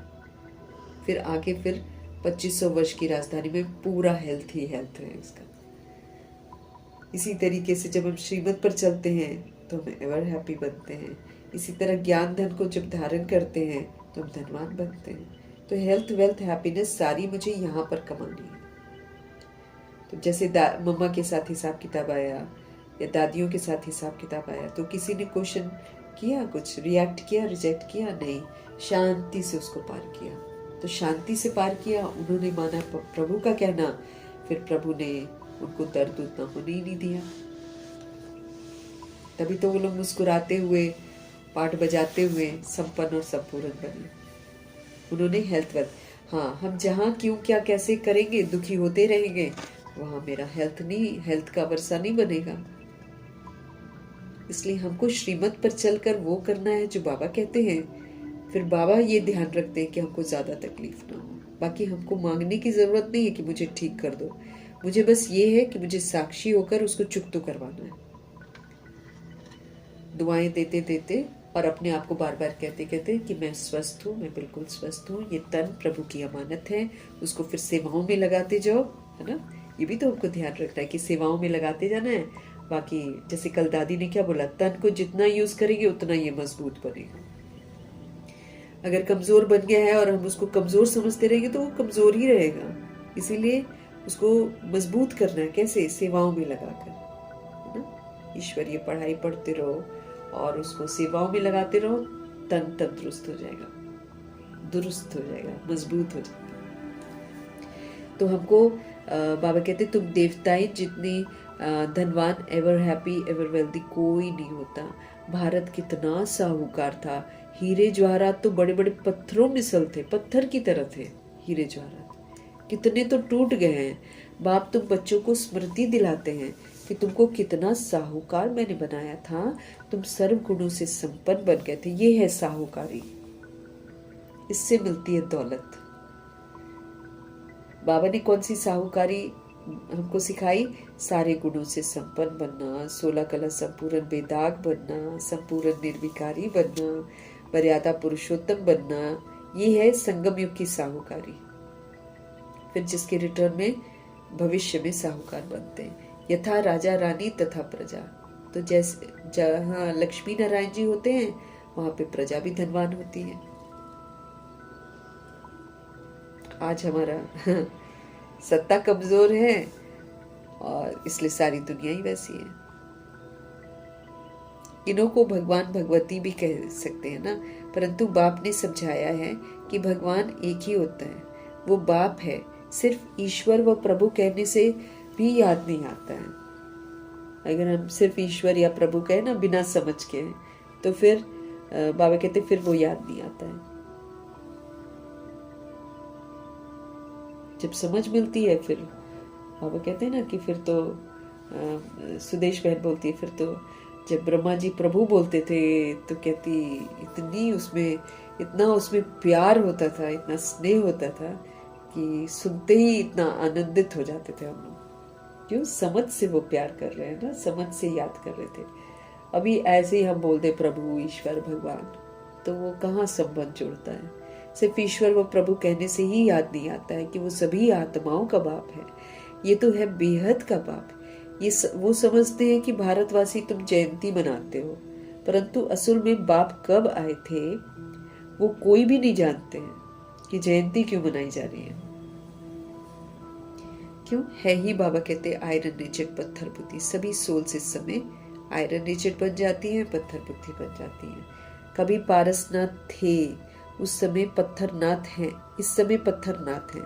कभी थे पारसनाथ और अभी इस समय सारे पत्थरनाथ बन गए। नाथ भी नहीं कहेंगे क्योंकि राजा रानी तो है नहीं। हाँ, तो पहले यहाँ दैवी राजस्थान हुआ करता था, फिर आसुरी राज्य बन जाता है। ये खेल है बाबा कहते हैं। वो दुनिया वाला हद का ड्रामा है, ये बेहद का ड्रामा है बाबा कहते हैं। वर्ल्ड की हिस्ट्री, ज्योग्राफी आदि से लेकर अंत तक तुम अभी जानते हो और कोई भी नहीं जानते। भारत में जब देवी देवता थे तो सारी सृष्टि के वो मालिक थे। भारत में जब देवी देवता थे तो सारी सृष्टि के मालिक थे और भारत में ही थे, बाहर नहीं देवी देवता थे। तो बाप भारतवासियों को स्मृति दिला रहे हैं कि भाई सतयुग में आदि सनातन देवी देवता, इन्हों का श्रेष्ठ धर्म, श्रेष्ठ कर्म था। अब पवित्रता थी ना, तो श्रेष्ठ धर्म, श्रेष्ठ कर्म था। फिर 84 जन्म में उतरना पड़ा। ये बाप बैठकर कहानी सुनाते हैं हमको कि अब तुम्हारे बहुत जन्मों के अंत का जन्म है। एक की बात नहीं है, बहुत जन्मों के अंत का जन्म है। न युद्ध का मैदान आदि ही है। भारतवासी ये भी भूल गए हैं कि इन्हों का यानी कि लक्ष्मी नारायण का राज्य था। सतयुग की आयु लंबी करने से बहुत दूर हो गए हैं। बाप समझाते हैं कि मनुष्य को भगवान नहीं कह सकते हैं, मनुष्य को भगवान नहीं कह सकते हैं। मनुष्य की सदगति नहीं कर सकता है। कहावत है कि सर्व का सदगति दाता, पतितों को पावन बनाने वाला एक ही है। ये है झूठ खंड, जहाँ पर ये जो देहधारी हैं वो भी भगवान बनकर बैठ जाते हैं और इंसान को गुमराह करते हैं। दंत कथाएं सुना सुना के गुमराह कर देते हैं।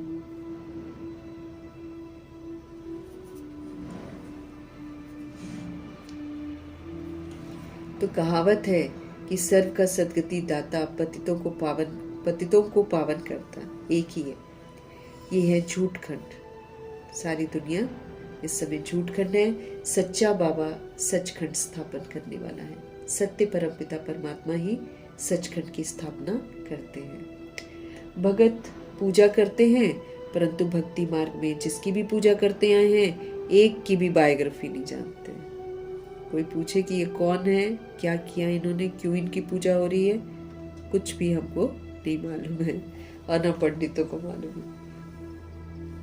तो बाबा कहते हैं भगत पूजा करते हैं, परंतु भक्ति मार्ग में जिसकी भी पूजा करते आए हैं ना, एक की भी बायोग्राफी नहीं जानते हैं। शिव जयंती तो मनाते हैं, बाप है नई दुनिया का रचता, लेकिन शिव जयंती होती क्यों है, उनका आगमन कैसे होता है, क्या करते हैं, वो कोई नहीं जानता। बाबा नई दुनिया की रचना करते हैं। हेवनली गॉड फादर कहा जाता है उनको। वो हेवन स्थापन करते हैं। बेहद सुख देने वाले हैं शिव बाबा। सतयुग में सुख था, वो कैसे और किसने स्थापन किया। नरकवासियों को स्वर्गवासी बनाया, भ्रष्टाचारियों को श्रेष्ठाचारी देवता बनाया। ये तो बाप का ही काम है। बाप ही कर सकते हैं ये काम कि भ्रष्ट को श्रेष्ठ बना दे, मनुष्य से देवता बना दे। ये भगवान जी कर सकते हैं। तुम बच्चों को, बाबा कहते, तुम बच्चों को मैं पावन बनाता हूँ। तुम स्वर्ग के मालिक बनते हो, फिर तुमको पतित कौन बनाता है। समझा रहे हैं ताकि हम अब वो काम ना करें। फिर बाबा समझ देते, रावण तुमको पतित बनाता है। रावण कौन है? देह का अभिमान। फिर देह के अभिमान से पनपने वाला रावण कौन सा है? काम, क्रोध, लोभ, मोह, अहंकार। फिर उसके ढेर सारे बाल बच्चे, ये सारे रावण हैं। जब जब हम रावण की मत पर चलते हैं, हम अपने आप को देखते हैं, खुशी खत्म। जब जब हम रावण की मत पर चलते हैं, खुशी खत्म। शोक वाटिका में चले जाते हैं। भले हम किसी से बदला लें, भले हम किसी से दुश्मनी करें, नफरत करें, बस खुशी खत्म। तो बाबा बोलते हैं, तुमको पतित कौन बनाता है? रावण बनाता है। मनुष्य कह देते हैं सुख भी भगवान देता है और दुख भी भगवान ही देता है। अपने आप बोलेंगे वही खिलौने खेल रहा है, वही हमको दुख देता है, फिर खेलता है, वही सब कुछ करता है। कितना इल्जाम लग गया भगवान जी पर। फिर जब दुखी होते हैं फिर पुकारते उन्हीं को है। फिर क्यों पुकारते हैं उनको अगर वो दुख देते हैं? तो समझते नहीं है ना। एक दूसरे से सुनते हैं, बस वही बोल देते हैं। मनुष्य कह देते हैं सुख दुख ईश्वर देते हैं। बाप कहते हैं मैं तो सबको सुख देता हूं। आधा कल फिर तुम बाप का सिमरन नहीं करेंगे, फिर जब रावण राज्य होता है तो सबकी पूजा करने लग पड़ते हैं। आधा कल फिर तुम बाप का सिमरन नहीं करेंगे, फिर जब रावण राज्य होता है ना तो सबकी पूजा करने लग पड़ते हैं।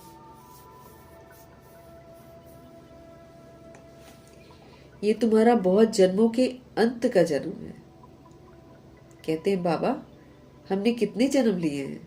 बाप कहते बच्चे तुम अपने जन्मों को नहीं जानते हो, तुमने पूरे 84 जन्म लिए हैं। तुम 21 जन्म के लिए बेहद के बाप से वर्षा लेने के लिए आए हो। 21 जन्मों का वर्षा लेना है तो सारा ध्यान तो इधर देना है ना। अर्थात सच्चे सच्चे सत्य बाबा से सत्य कथा, नर से नारायण बनने का ज्ञान तुम सुनते हो। जो भी बाबा हमको बताते हैं, अगर हम उसके प्रमाण चलते हैं तो फिर हम नारायण के घराने में जाएंगे। ये है ज्ञान, समझ। और पहले हम क्या करते थे? भक्ति, एक दूसरे की सुनी सुनाई कथा लिखी, मनुष्यों ने लिखी, बस पढ़ लिया। अब आधा कल्प से जब से भी सत्यनारायण की कथा बनी होगी, कई लोगों ने सुनी होगी, लेकिन कोई भी तो नारायण नहीं बना। लेकिन यहाँ सत्य परमात्मा जब आकर सुनाते हैं तो देखो ब्रह्मा जी ने नारायण बनकर दिखा दिया। तो फिर यहाँ से अंतर हम समझ सकते हैं ना। दुनिया वाली कथा सुनकर कोई भी नारायण नहीं बना है।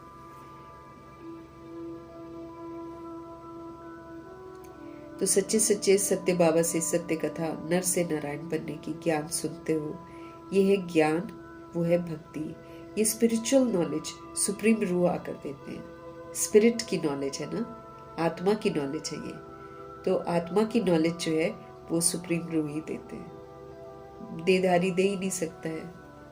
तो ये स्पिरिचुअल नॉलेज इसलिए कहलाती है। लोग तो आध्यात्मिक नॉलेज यूं भी बोल देते हैं, कुछ भी अपने शास्त्र भी सुनाएंगे ना, बोलेंगे स्पिरिचुअल नॉलेज है, लेकिन उसमें स्पिरिट का थोड़ी बताते हैं। तो आत्मा का जो ज्ञान है वो तो बाबा ही बताते हैं। इसलिए स्पिरिचुअल नॉलेज सुप्रीम रूह ही आकर देते हैं। बच्चों को अब देही अभिमानी बनना पड़े। बाबा हमको बोलते हैं कि भाई कहना मान के बन जाओ, नहीं तो बनाया जाएगा। देही अभिमानी, क्योंकि उसके बिना हम वापस घर जा नहीं सकते, और घर भी जाना है क्योंकि ये ड्रामा सफाई होएगी, यहाँ तो कोई रह नहीं सकता है। इसलिए फिर धर्मराजपुरी खुलती है और ट्रिब्यूनल भी बैठती है। वहां तो एक्सक्यूजेस नहीं सुना जाएगा। तो बाबा हमको क्या बोल रहे हैं? बच्चों को देही अभिमानी तो बनना पड़े। उसके लिए क्या करना पड़ेगा? अपने को आत्मा निश्चय करके मामेकम याद करो। बाबा कहते हैं अपने को क्या समझो? आत्मा समझो, और फिर मुझे याद करो बस।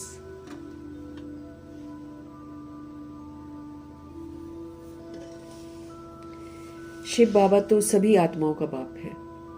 आत्माएं सब परम धाम से पाठ बजाने यहाँ पर आती हैं शरीर में।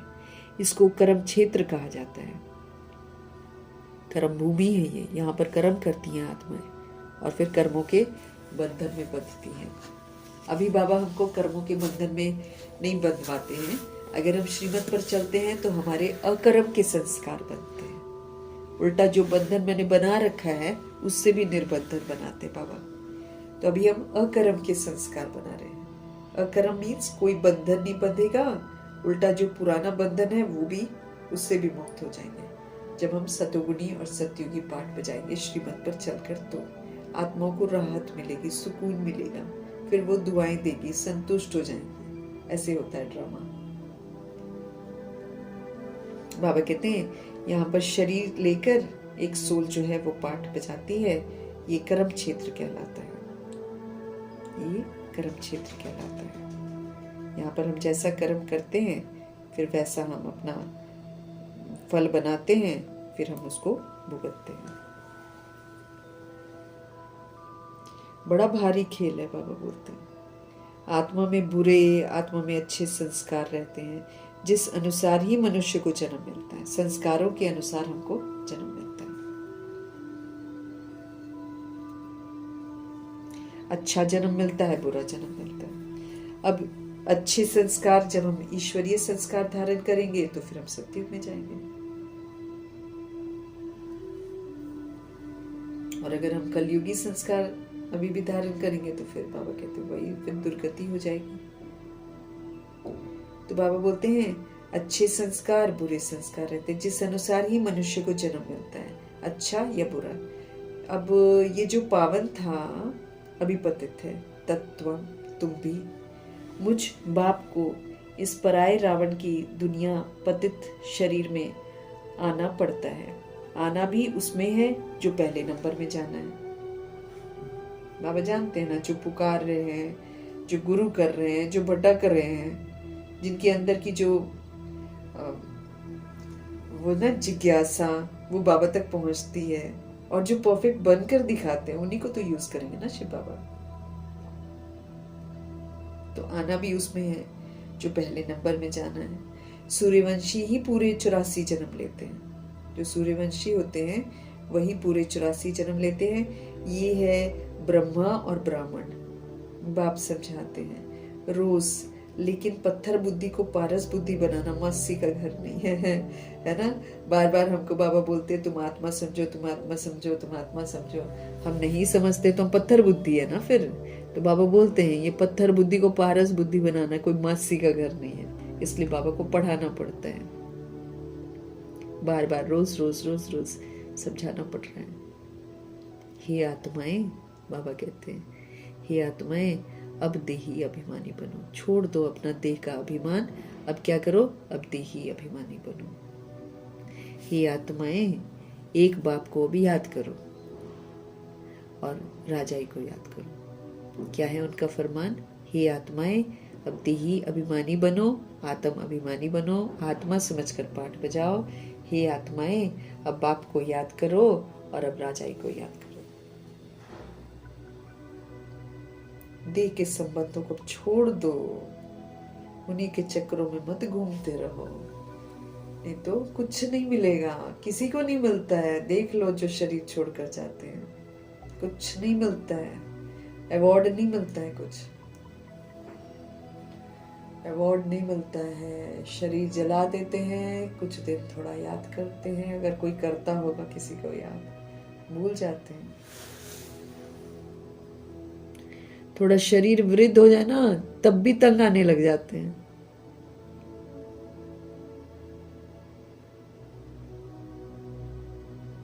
तंग आने लग जाती हैं आत्माएं। इसलिए बाबा कहते छोड़ दो, देह के संबंधों को छोड़ो तो पारस बुद्धि आप बन जाओगे, नहीं तो पत्थर बुद्धि ही बने रहोगे, उन्हीं में फंसे रहोगे। प्योरिटी आएगी नहीं, दिव्यता आएगी नहीं, सत्यता आएगी नहीं। मेरा तेरा करते रहेंगे तो जो इस दुनिया में मेरा तेरा करता है वो पत्थर बुद्धि तो है।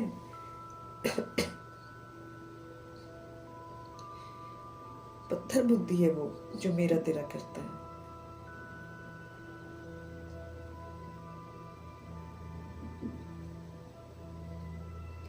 बाबा क्या बोल रहे हैं? हे आत्माएं, देही अभिमानी बनो, एक बाप को अब याद करो, राजाई को याद करो, देह के संबंधों को छोड़ो, तब जाकर पारस बुद्धि बन जाएंगे।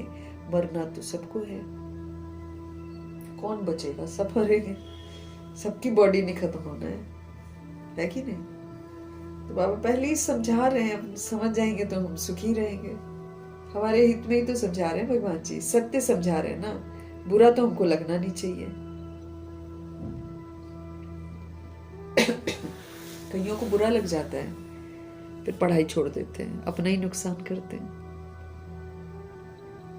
बाबा कहते हैं मरना तो सबको है, सबकी अब वानप्रस्थ अवस्था है। एक सदगुरु बिगर सर्व का सदगति दाता कोई हो नहीं सकता। सबकी वानप्रस्थ अवस्था है, वाणी से परे जाने का टाइम आ गया।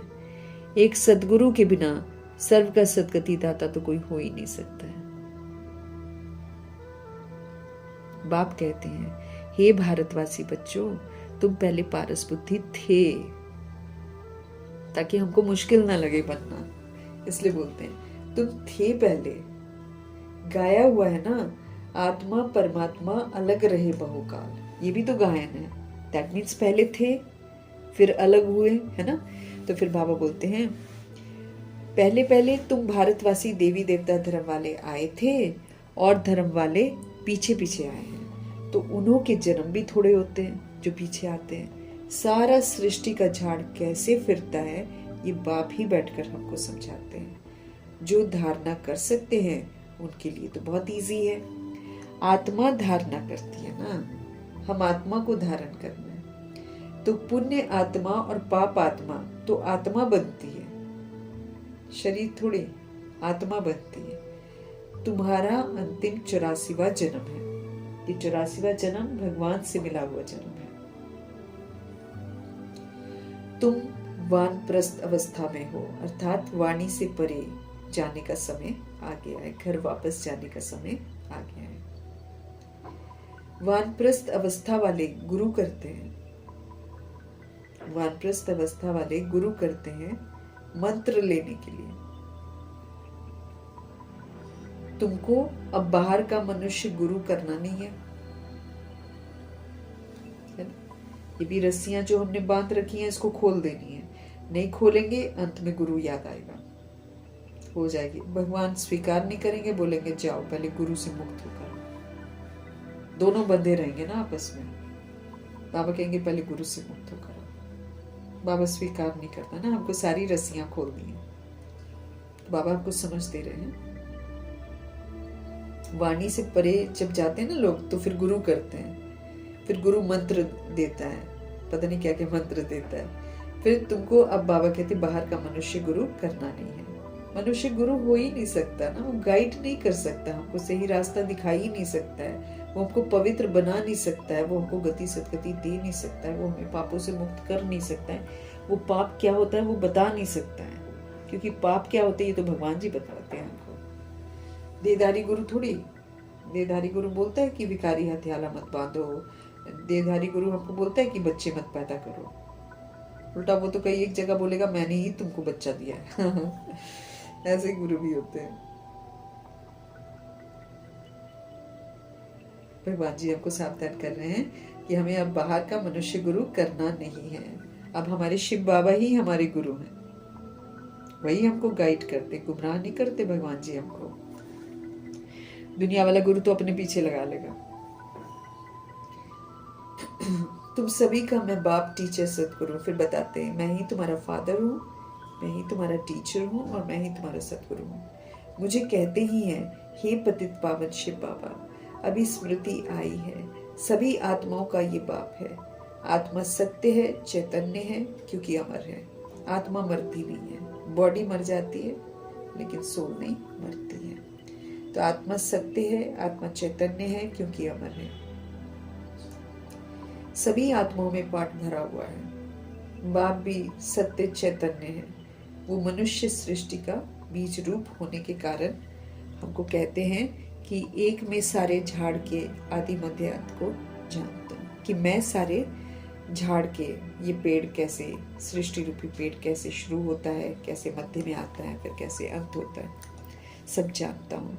इसलिए मुझे नॉलेज से फुल कहा जाता है, ज्ञान का सागर कहा जाता है। तुमको भी सारी नॉलेज है कि बीज से झाड़ कैसे निकलता है। झाड़ बढ़ने में तो टाइम लगता है ना, धीरे धीरे धीरे धीरे बढ़ता है। बाप कहते हैं कि मैं बीज रूप हूँ। अंत में सारा झाड़ जो है एकदम जर्जरी भूत अवस्था को पा लेता है। अब तो एकदम खोखला हो गया ना दुनिया। अभी देखो देवी देवता धर्म का फाउंडेशन तो है नहीं, प्रायः लोप है। मूर्तियां हैं लेकिन धर्म नहीं है। तो जब देवी देवता धर्म गुम हो जाता है ना, तब बाप को आना पड़े। एक धर्म की स्थापना करके बाकी सब का विनाश करा देते हैं। अपने आप पवित्रता आती है, अपवित्र शक्तियां अपना विनाश कर लेती हैं। प्रजापिता ब्रह्मा द्वारा बाप स्थापना करा रहे हैं। आदि सनातन देवी देवता धर्म की तुम आए हो भ्रष्टाचारी से श्रेष्ठाचारी देवता बनने के लिए। ये ड्रामा बना हुआ है, इनकी एंड नहीं होती। बाबा कहते हैं चलता रहता चलता रहता है। बाप आते हैं, आत्माएं सब ब्रदर्स हैं। हमको अभी पता चलता है कि हम सभी आत्मा भाई भाई हैं, मूल वतन में रहने वाली हैं। तो जो उस एक बाप को सब याद करते हैं, दुख में सिमरन सब करे, सुख में करे ना कोई। रावण राज्य में दुख है, यहाँ सिमरन करते हैं तो बाप सबका सदगति दाता तो एक है, उनकी महिमा है। बाप न आए तो पावन फिर कौन बनाए।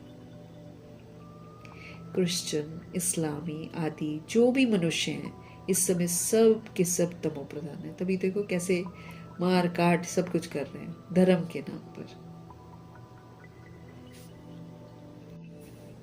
शुरुआत तो हो गई है, तो उनकी महिमा है। बाप न आए तो पावन कौन बनाए। क्रिश्चियन, इस्लामी आदि जो भी मनुष्य हैं इस समय सब के सब तमो प्रधान है। सभी को पुनर्जन्म जरूर लेना है।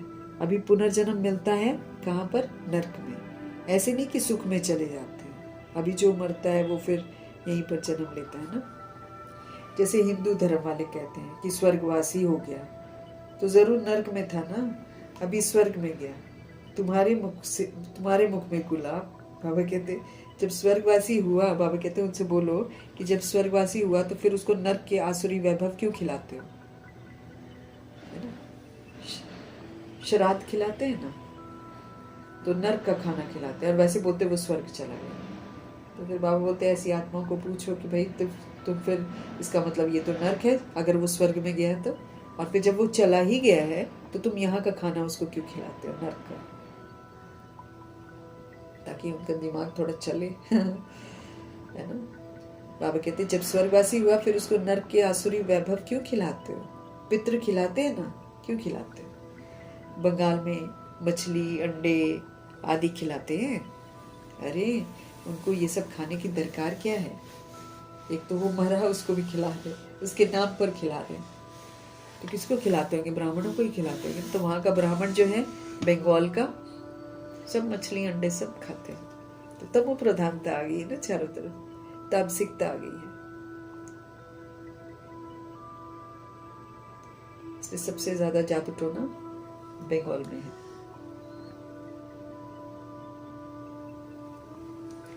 तो बाबा कहते हैं बंगाल में मछली अंडे ऐसे पितरों को खिलाते हैं। उनको ये सब खाने की दरकार क्या है? वापस तो कोई जा नहीं सकता, जबकि पहले नंबर वालों को 84 जन्म लेने पड़ते हैं जो शुरू में आते हैं, सूर्यवंशी वाले। तो दूसरे कहाँ से वापस चले जाएंगे जो बाद में आते हैं? वो भी तो यहीं पर पाठ पे जाते हैं। तो क्राइस्ट है चाहे कोई भी है, सब तमो प्रधान पर जाते हैं।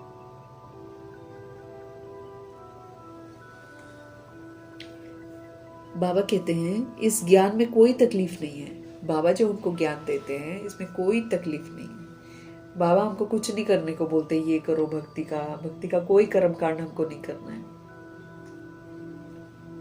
शिव बाबा हमको तकलीफ नहीं देते, ये ज्ञान हमको तकलीफ नहीं देता। भक्ति मार्ग में कितनी मेहनत है, राम राम जपते रोमांच खड़े हो जाते हैं। ये सब है भक्ति मार्ग। ये सूर्य चांद आदि रोशनी करने वाले हैं, ये देवता थोड़ी हैं, लेकिन इनको देवता समझकर पूजते हैं लोग।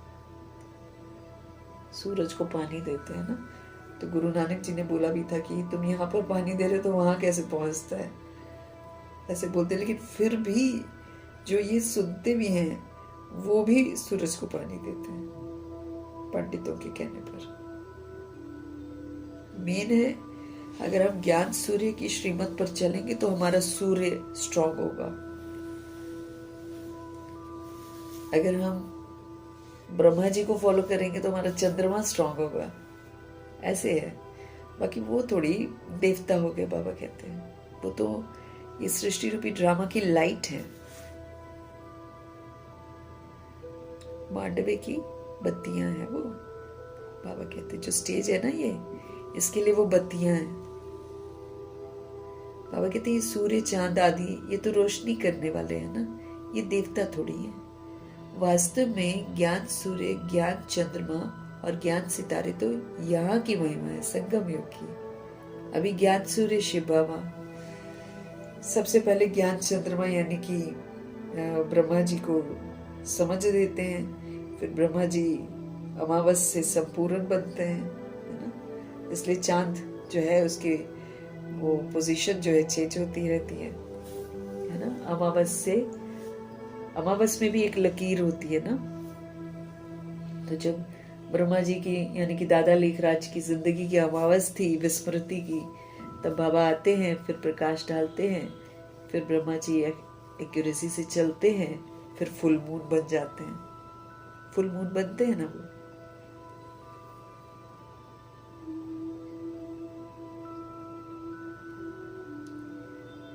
तो बाबा कहते ये देवता थोड़ी है, वास्तव में ज्ञान सूर्य शिव बाबा, फिर ज्ञान चंद्रमा जो ज्ञान धारण करके फुल मून बनते हैं, और फिर हम सभी आत्माएं कौन हो जाते हैं? ज्ञान सितारे। कितना हम चमकते हैं, टिमटिमाते हैं, वो हमारा पुरुषार्थ बताएगा। तो ज्ञान सितारे हम लोग होते हैं, यहाँ की महिमा है। कब बनते हैं? संगम युग में बनते हैं, जब शिव बाबा आते हैं। तो ज्ञान सूर्य की मत पर जितना हम चलते हैं उतना हम सितारे बनते हैं। ज्ञान से प्राप्त ज्ञान देने वाला ज्ञान सूर्य शिव बाबा, फिर ज्ञान को धारण करने वाले चंद्रमा शिव ब्रह्मा जी, और फिर हम सभी आत्माएं सितारे। अच्छा, मीठे मीठे सिकील दे बच्चों प्रति माता पिता बाप दादा का याद प्यार और गुड मॉर्निंग। रूहानी बाप की रूहानी बच्चों को नमस्ते।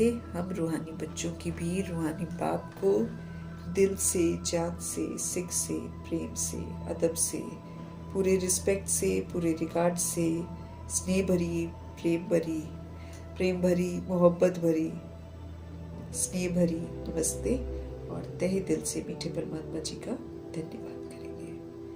धन्यवाद करते हुए आज की धारणा के लिए मुख्य सार। इस अंतिम 84वें जन्म में कोई भी पाप कर्म हमको नहीं करना है। ये भगवान से मिला हुआ जन्म है। यहाँ पर मर्यादाएं हमको बताई गई हैं। उन मर्यादाओं को, एक भी मर्यादा को खंडित नहीं करना है। भगवान का तो ये कहना है, एक भी। तो ये अंतिम जन्म है। जब हमको सत्य मालूम चला है तो फिर सत्य की राह पर चलना है। तो अंतिम 84वें जन्म में कोई भी पाप कर्म नहीं करना है। अगर हम खुद को देह समझते हैं या देह को देखते हैं तो फिर हम पाप करते हैं। भगवान का कहना है कि पाप नहीं करना है। तो कब पाप नहीं होंगे? जब मैं अपने को आत्मा समझूंगी। तो इस अंतिम 84वें जन्म में कोई भी पाप कर्म हमको नहीं करना है। पुण्य आत्मा बनने का पूरा पूरा हमको पुरुषार्थ करना है। संपूर्ण पावन हमको बनना है। पुण्य आत्मा बनने का पूरा पूरा पुरुषार्थ हमको करना है। संपूर्ण पावन बनना है।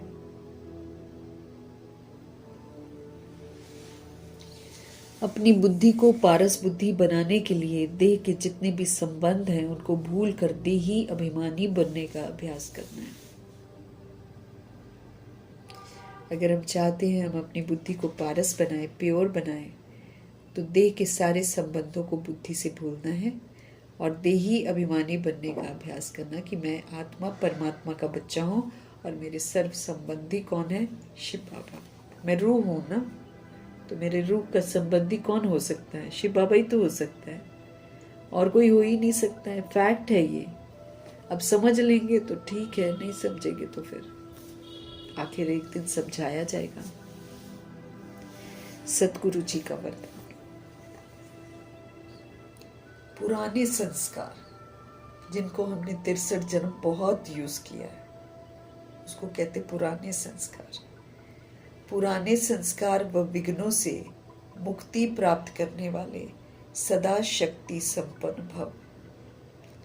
पुराने संस्कारों वही विघ्न रूप बनते हैं, अच्छा बनने ही नहीं देते, वो बार बार आ जाते हैं। तो पुराने संस्कारों व विघ्नों से मुक्ति प्राप्त करने वाले सदा शक्ति संपन्न भव। हमेशा शक्तियों से संपन्न बनो, तो पुराने संस्कारों से हम मुक्त हो जाएंगे। किसी भी प्रकार के विघ्नों से, कमजोरियों से या पुराने संस्कारों से अगर मुक्ति चाहते हो तो फिर शक्ति धारण करो, अर्थात अलंकारी रूप होकर रहो, है ना। अलंकारी रूप होकर रहो, अलंकार यूज करने हैं हमको। जैसे देवियों के अलंकार दिखाते हैं ना, त्रिशूल है, खड़ग है, कमल का फूल है, तलवार भी है,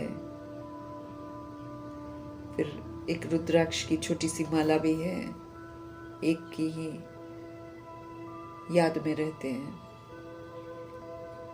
स्वदर्शन चक्र है, कमल फूल है, फिर शंख है, गदा है, ये सारे अलंकार हैं। अब जितने अलंकार उतना सहयोग दिया हुआ है। ढाल है। तो बाबा कहते अलंकारी रूप होकर रहो। ये जो शक्तिशाली अलंकार हैं, जो स्थूल रूप में है लेकिन है बड़े सूक्ष्म, इनको यूज करो।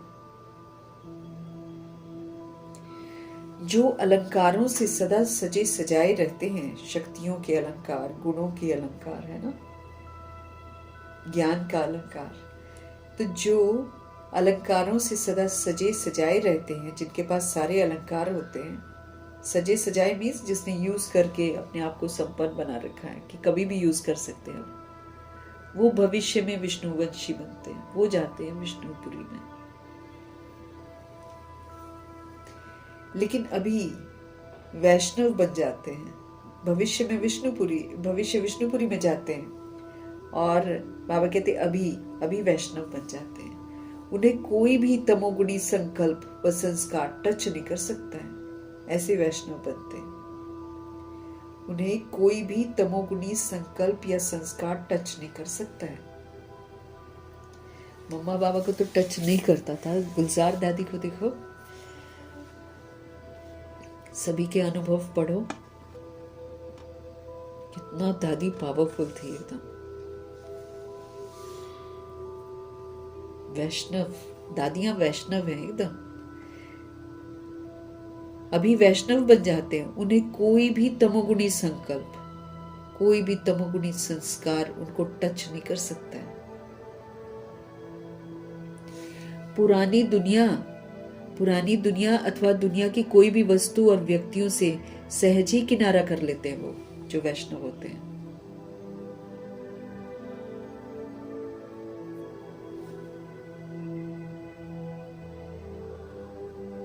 कोई भी वस्तु, कोई भी व्यक्ति सहज किनारा कर लेते हैं।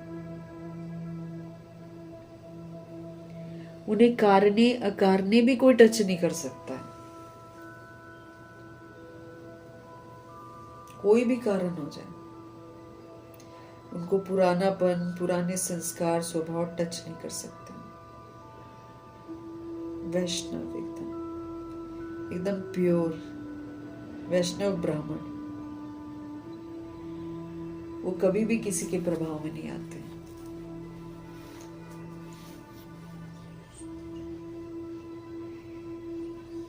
पुरानी दुनिया अथवा दुनिया की कोई भी वस्तु या कोई भी व्यक्ति, उससे वो लोग आराम से किनारा कर लेते हैं। कारणे अकारणे, कोई भी कारण हो जाए, कोई उनको टच नहीं कर सकता, मतलब कोई भी उनको प्रभावित नहीं कर सकता, कोई भी उनको विस्मृत नहीं कर सकता है। वो याद रखते हैं कि वो कौन है, किसके हैं और उनको क्या करना है। इतने वैष्णव हैं वो कि कोई भी उनको टच नहीं कर सकता, मतलब उनको विस्मृत नहीं कर सकता। वो अपने स्वधर्म और स्वरूप में रहेंगे हमेशा, और उसी में रहकर पाठ बजाएंगे।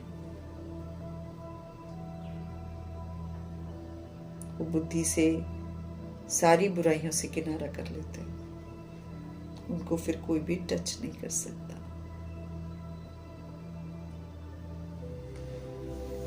तो हमें पुराने संस्कारों को, विघ्नों को, है ना, उससे मुक्ति प्राप्त करने वाला, सदा शक्तियों से संपन्न बनना है।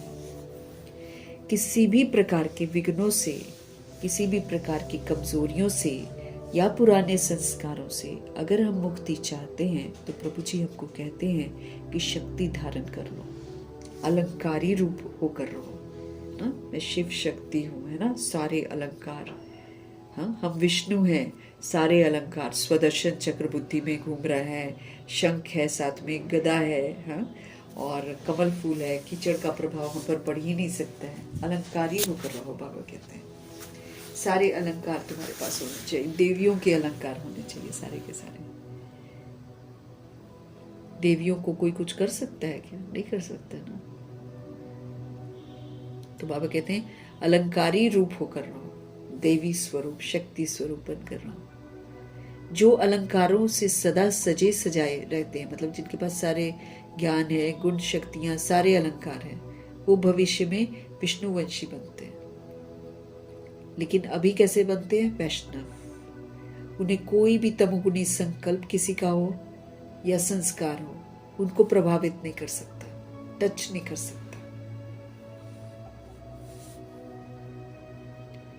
वे पुरानी दुनिया अथवा दुनिया की कोई भी वस्तु और व्यक्तियों से सहज ही किनारा कर लेते हैं। वे पुरानी दुनिया से भी अथवा दुनिया की कोई भी वस्तु, वैभव, व्यक्ति जो है ना, उसे सहज ही किनारा कर लेते हैं। उन्हें कारणे अकारणे भी कोई टच नहीं कर सकता, कोई नहीं छू सकता उन्हें।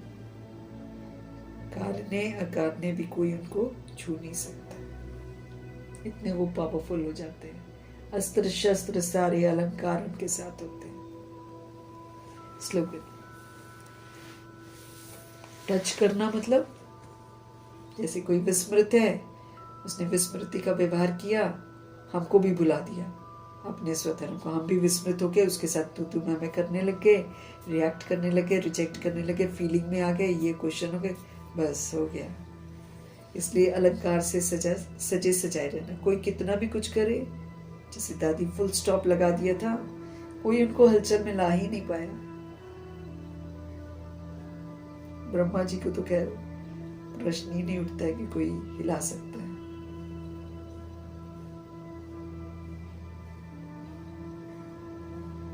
स्लोगन।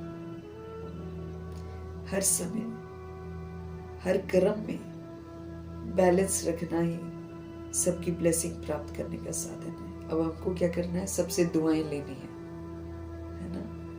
तो बाबा कहते हैं हर समय, हर कर्म में बैलेंस रखना है। हर समय, हर कर्म याद में रहो। याद में किए हुए कर्म सबको सुख देते हैं और फिर सभी की ब्लेसिंग्स का पात्र हमको बना देते हैं। तो कभी भी ऐसा नहीं होना चाहिए कि हम इम्बैलेंस हो जाएं। हर समय, हर कर्म में बैलेंस रखना ही सर्व की ब्लेसिंग्स प्राप्त करने का सहज साधन है। अव्यक्त इशारे हमको मिल रहे हैं। भगवान हमको समझा रहे हैं कि निश्चय के फाउंडेशन को मजबूत बना लो, क्योंकि हमारे निश्चय की बहुत परीक्षाएं होने वाली हैं। और निर्भय बन जाओ, निश्चिंत, निर्भय आत्माओं में निश्चिंत आत्मा। जैसे आपस में भी दो मित्र होते हैं ना, तो उनके बीच यदि कोई उनकी गिलानी करने आता है तो उसके भाव को बदल देते हैं। जहां निश्चय होता है वहां शब्द का भाव बदल साधारण बात हो जाती है। तो हर एक की विशेषता को देखो, तब अनेक होते भी हम एक दिखाई देंगे। एक मत संगठन हो जाएगा हमारा। बाबा कहते हैं कोई किसी की ग्लानि भी करता है ना, कोई किसी की ग्लानि की बातें भी अगर सुना दे हमको, तो उसे टेका देने हाँ हाँ हाँ करने की बजाय सुनाने वाले का रूप परिवर्तन कर दो, कुछ और बात चेंज कर दो, कुछ पॉजिटिव कर दो। जैसे एक भाई बोल रहा था दादी को, दादी देखो ना इसमें ये अवगुण है, दादी तुरंत बोलती हाँ ये देखो इसमें ये वाला गुण है, बस बदल दिया, भाव को ही बदल दिया।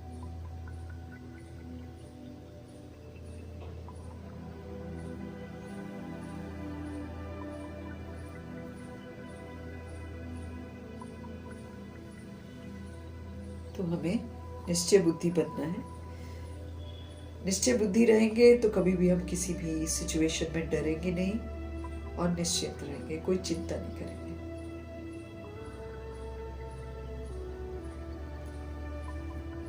आपस में दो फ्रेंड्स होते हैं, अगर उनके बीच यदि कोई उनकी ग्लानि करने वाला आता है, वो क्या करते हैं, उसके भाव को बदल देते हैं, ग्लानि नहीं सुनते। क्योंकि जहां निश्चय होता है वहां शब्द का भाव बदल साधारण बात हो जाती है। कैसा भी भाव होगा उसको ऑर्डिनरी कर देंगे वो लोग। मतलब जिसको निश्चय है कि भाई नहीं ये तो अच्छा है, उसके बारे में कोई कुछ बोलेगा भी तो उसको भाव को चेंज कर देंगे।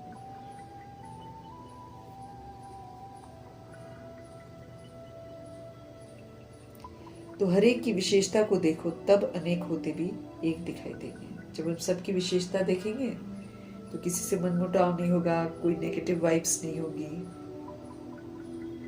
तो फिर बाबा कहेगी तो हर एक की विशेषता को देखो तब अनेक हो ना आप लोग, तो भी आप लोग एक दिखाई देंगे। एक मत संगठन हो जाएगा आपका। कोई किसकी ग्लानि की बातें सुनाए भी तो उसको हाँ हूँ मत करो, टेका मत दो, बल्कि सुनाने वाले का रूप भी परिवर्तन कर दो, बात को पलट दो। सुनाने वाले के मन में जो है ना, उसको भी बाबा कहते परिवर्तन कर दो। तो सारा संगठन कैसा हो जाएगा, एक मत, एक शिव बाबा की मत पर चलना है और सब में हमको विशेषताएं ही देखनी है, ताकि ये आंखें जो है ना कभी भी किसी का अवगुण देखना बिल्कुल बंद कर दें। जो बुरी आदतें हमको पड़ गई हैं उससे हम मुक्त हो जाए, पुराने स्वभाव संस्कार से हम मुक्त हो जाए। मीठे परमात्मा जी का हम धन्यवाद करेंगे। हम आत्माओं को पढ़ाते हैं, समझाते हैं, मौका देते हैं सुधरने का, उनका तहे दिल से धन्यवाद करेंगे। ब्रह्मा माँ के माध्यम से देते हैं और ब्रह्मा माँ कर करके दिखाती है, उनका भी धन्यवाद करेंगे। जगदम्बा माँ का धन्यवाद करेंगे जो हांची का पाठ पक्का करके एकदम परफेक्ट बनकर दिखाती हैं। कभी क्यों क्या कैसे नहीं करती हैं, तो उनसे भी सीखना है। गुलजार दादी जी का धन्यवाद, अष्ट रत्नों का धन्यवाद, नवग्रहों का धन्यवाद, एडवांस पार्टी की सारी सोल्स का धन्यवाद, बची हुई जितनी भी आत्माएं हैं सबका धन्यवाद।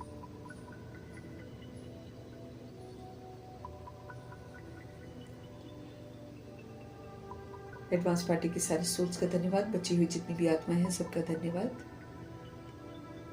5 तत्वों का धन्यवाद, ड्रामा का धन्यवाद, प्रकृति का धन्यवाद, माया का धन्यवाद, यमदूत का धन्यवाद, करोड़ों की आबादी का धन्यवाद, साथ में रहने वाली सोल्स का धन्यवाद, सहयोगी आत्माओं का धन्यवाद, साधनों का धन्यवाद, साधन बनाने वालों का धन्यवाद, अविनाशी खजानों का धन्यवाद, समय का धन्यवाद, शरीर रूपी इंस्ट्रूमेंट का धन्यवाद, पूरे यूनिवर्स का धन्यवाद, आप सभी सोल्स का धन्यवाद, सृष्टि की मेहमान नवाजी का तहे दिल से धन्यवाद करेंगे।